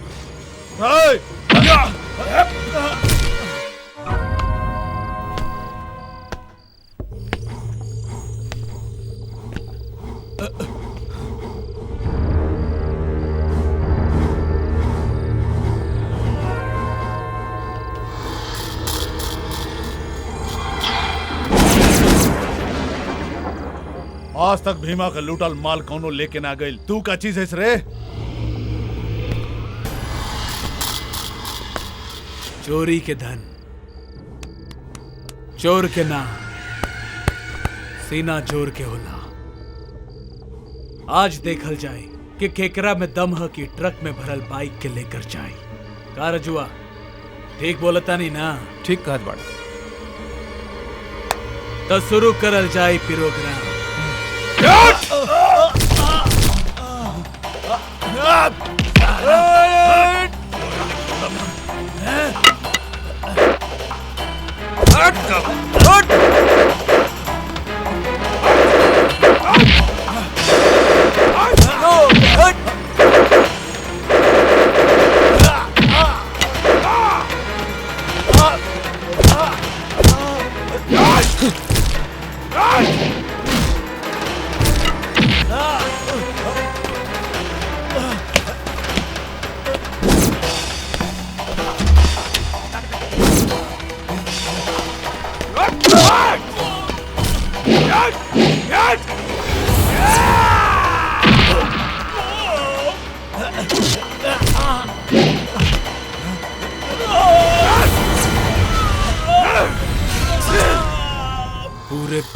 दी, एक एक को दबाऊंगा, एक एक को।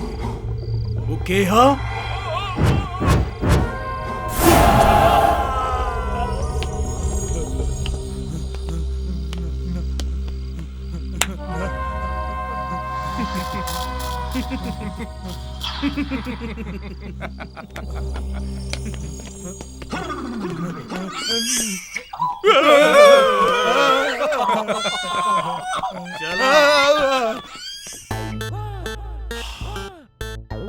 बम्बा भोले शंकर दुश्मन के टंकर, जे हमरा के देख के जरे वो रात के 12 बजे मरे।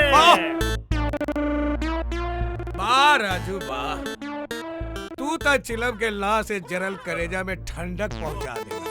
तू तो कमाल कर देला, ऐसने चमत्कारी हमेशा करल करा। अरे शंभू दादा, हमनी खातिर तो ई चमत्कार बा, लेकिन जकरा बाइक चोरी हो गई होखी ओकरा खातिर तो ओके बलात्कार से बढ़ के बा।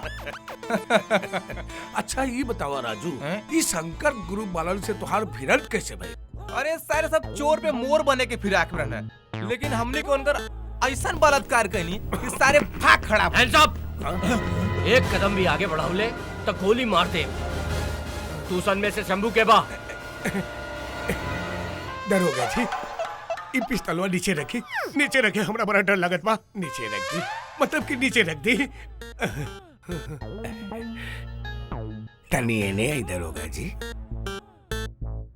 रउआ के हम शंभू के बारे में बता देम, तक रउआ हमने के छोड़ दे। हाँ छोड़ दे। ये शंभू बा, एकरा के पकड़ ली।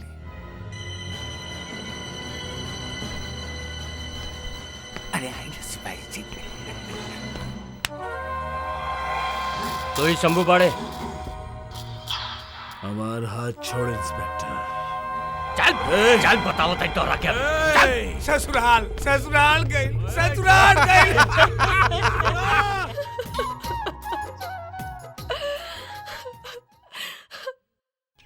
राजू, का बहिन तू इतना उदास काहे बड़ा? बिजली, आज हमरा से बहुत बड़ गलती हो गई बा। गलती? और तोहरा से? ए राजू, ऐसन कौन गलती हो गई तोहरा से? हाँ बिजली, आज एक बेगुनाह के हमनी के वजह से सजा हो गई। कम से कम हमनी के इना करे के चाहत रहल। ई बात तो ठीक बा, बाकी राजू अब का होई? सोचता नहीं, कुछ करे के पड़ी।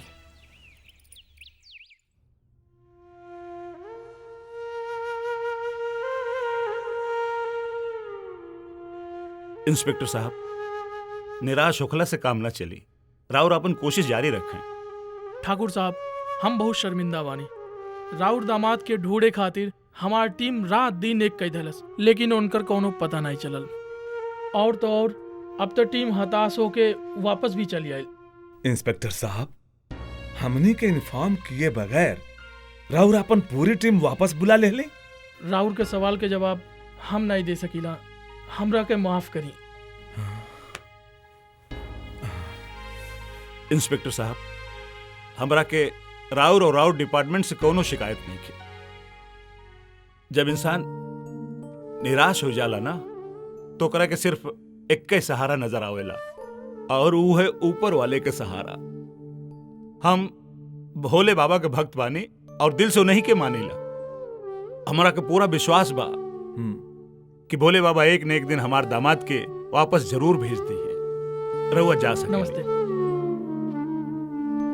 भानु, एक काम करा। का? सारे न्यूज़पेपर में शेखर के तस्वीर के साथ ई न्यूज छपवा द कि पेपर में छपल तस्वीर वाले इंसान के बारे में जे केहू भी खबर दी या वो के लेके आई, ओकरा के 5 लाख रुपया के इनाम दिहल जाई। आई काम बहुत जल्दी करा। भाई साहब ठीक कहता रन। हाँ भाई साहब ठीक कहता रन। अगर शेखर के क्यों देखी तो हमनी के जरूर खबर करी। बस रहुआ आज ही पेपर में छपवा दी। हाँ, हाँ, तू दोनों जन बिल्कुल सही कहत बाड़ा। हम बिहाने सारे अखबार में शेखर के तस्वीर छपवा दे।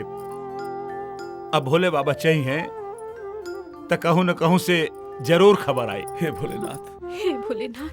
हमारो दिमाग कितना कमजोर नहीं की रे। ऊ सरवा के शंभू बना के हम जेल ना भेजती, ताज हम जेल में होती। क्या बात है शंभू सेठ, वाह। हाय ला, देखा, गौर से देखा ये में छपल तस्वीर के। 5 लाख के इनाम, भानु प्रताप गोविंदपुर। शेखर हमार दामाद बा, इनकरा के जे सही सलामत हमरे घर पे पहुंचा दी, उनकरा के हम 5 लाख रुपया इनाम दे। अरे बर्बाद हो गई, लूट गई ये राजू, ए राजू। अरे अपने चतुराई से भाई 5 लाख रुपया के लात मार दे रे। अरे कोई साला तो पैर में कुल्हाड़ी मारे ला रे, हम तो कुल्हाड़िए पे पैर रख दे। ए राजू सोच, कुछ सोच रे। अरे राजू का सोची है और क्या करी है। तू साला छपरी लोग सारा जिंदगी छपरी गिरी करत रह जाइबा। ए बिजली, तू जरा पे नमक मत छिड़क। अरे नमक ना, मरचा छिड़क, मरचा। अरे चुप रे तनहन, पाकर पाकर पाकर पाकर। ये शंभू दादा एको बात कही। अरे एगो ना 100 बोल, जल्दी बोल। लेकिन बुरा तो ना मनबा। ना मानो। तू बुड़बक बाड़ा और बुड़बके रहबा। अरे 5 लाख खातिर अपन भेजा फुड़त बाड़ा। यहाँ तोहार राजू 5 करोड़ के सपना थे। ए राजुआ, ए मुसीबत के घड़ी में मजाक मत कर ससुर, हम ऐसे ही पगलाल बानी, बुझले कि ना। आ तू हमरा के 5 करोड़ के सपना दिखा रहल बारे। ससुर अगर 5 करोड़ रुपया हमरा ना मिलल ना तो हमार हार्ट अटैक हो जाए, हार्ट अटैक हो जाए सारे। अरे शंभू दादा, तोरे राजू के रहते तो के 5 करोड़ रुपया ना मिली, इतना भरोसा ना बा। ई पेपर में छपले के हिसाब से ही लगाता कि भानु प्रताप गोविंदपुर के सबसे बड़ और रही सेठ बाड़ा। तो करा चार डाली हम। अचार ना, विचार बदला विचार। ई पेपर में छपल तस्वीर शेखर के बा और शेखर भानु प्रताप के दामाद बाड़ा। सबसे कमाल का बात तो ई बा, एकर शकल अपने जेल वाला साथी से हूबहू मिलत बा। अगर हमनी के एके शंभू चोर बना सकीला तो का भानु प्रताप के दामाद ना बना सकीला? अरे वाह राजू वाह, मान गईली बेटा तोहरे दिमाग के। हाय हाय हाय हाय हाय राजू। अरे हमरे रिटायरमेंट के बाद अगर हमरे कुर्सी को कोई उत्तराधिकारी होखी, सिर्फ तू हो सकेलिस राजू, सिर्फ तू। हे भोलेनाथ, आपके आशीर्वाद से हमारी बेटिया नंदिनी के जन्म भई, होकर बियाह भई। तोहरे आशीर्वाद होते हुए भी वो अपन पति के बिरह में जल रहल बिया। हे भोलेनाथ, हमरे बेटी पर दया करा, दया करा, दया करा। हाँ भोलेनाथ, हाँ जल्दी करी प्रभु, हम हर संभव प्रयास करके थक चुकल बानी। प्रभु हमरे दामाद के कोनो पता ना चलल। हे भोलेनाथ, कोनो रास्ता निकाली प्रभु, कोनो रास्ता निकाली। तोहरा से दूर होके रही हम कैसे, तोहरा सिवा मोरा दूजा के हूँ नहीं की।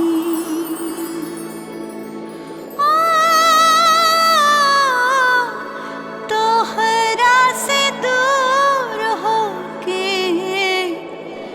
रही हम कैसे, तोहरा सिवा मोरा दूजा के हूँ नहीं की। तोहरा सिवा मोरा दूजा के हूँ नहीं की। हमरा से हमके चोरा गइला तू, हमरा से हमके चोरा गइला तू। ओ पहिला नजरिया में भाग गइला तू, पहिला नजरिया में भाग गइला तू।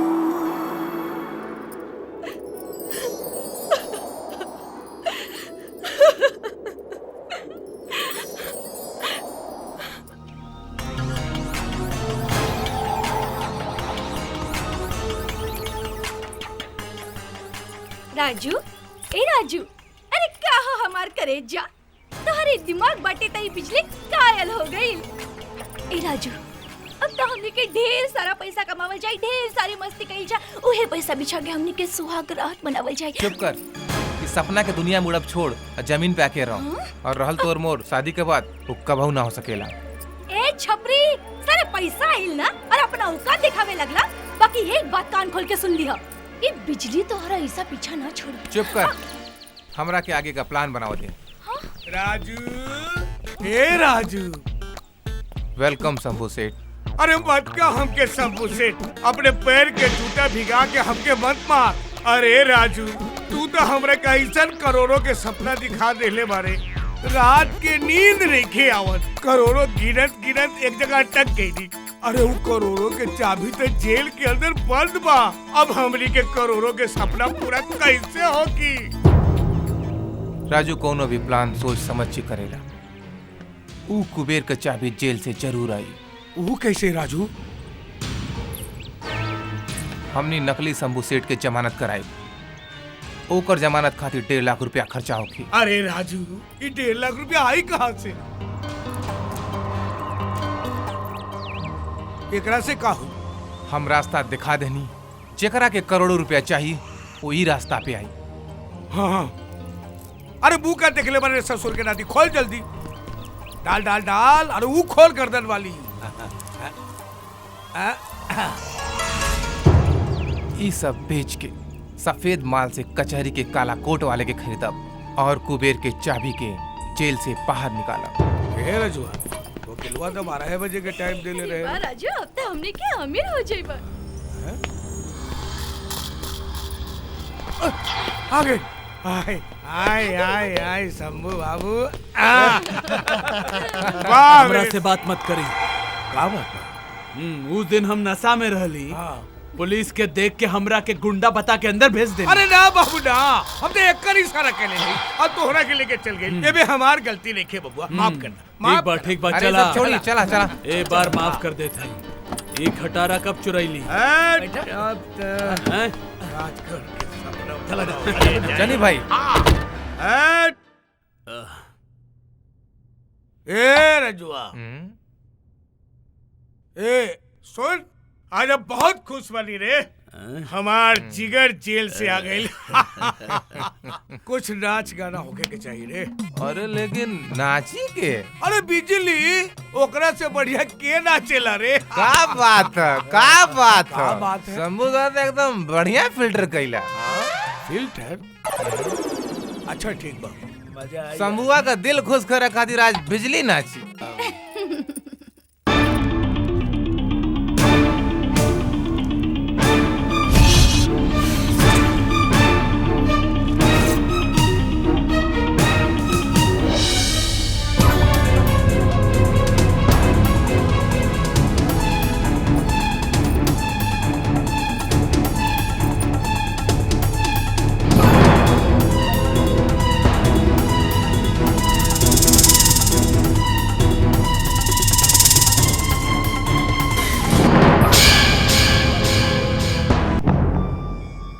राजू, अब एकरा के बोले ज्यादा नाटक मत करा, अपन शकल दिखावा, बस बहुत हो गई हीरोगिरी।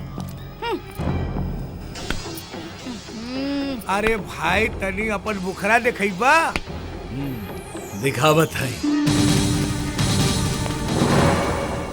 अरे वाह भाई वाह, अरे तू तो एकदम फिल्मी हीरो लागत तारा, फिल्मी हीरो। हमरा के फिल्मी हीरो ना, शेखर लगे क्या? शेखर। तब तक तोहार मजा ही मजा बा।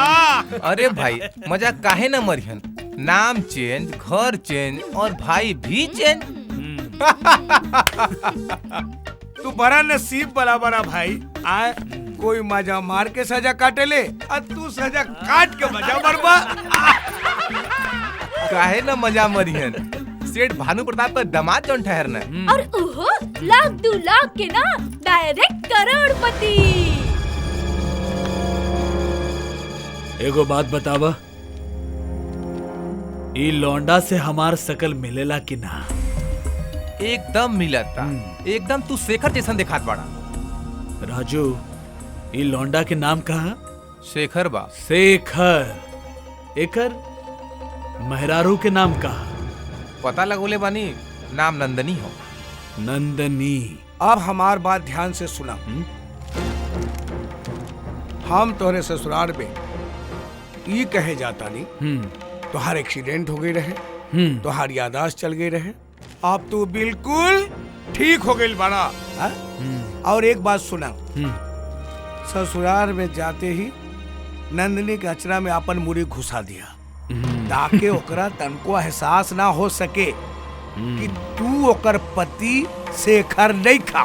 बस ठीक बा। अब दबंग दमाद।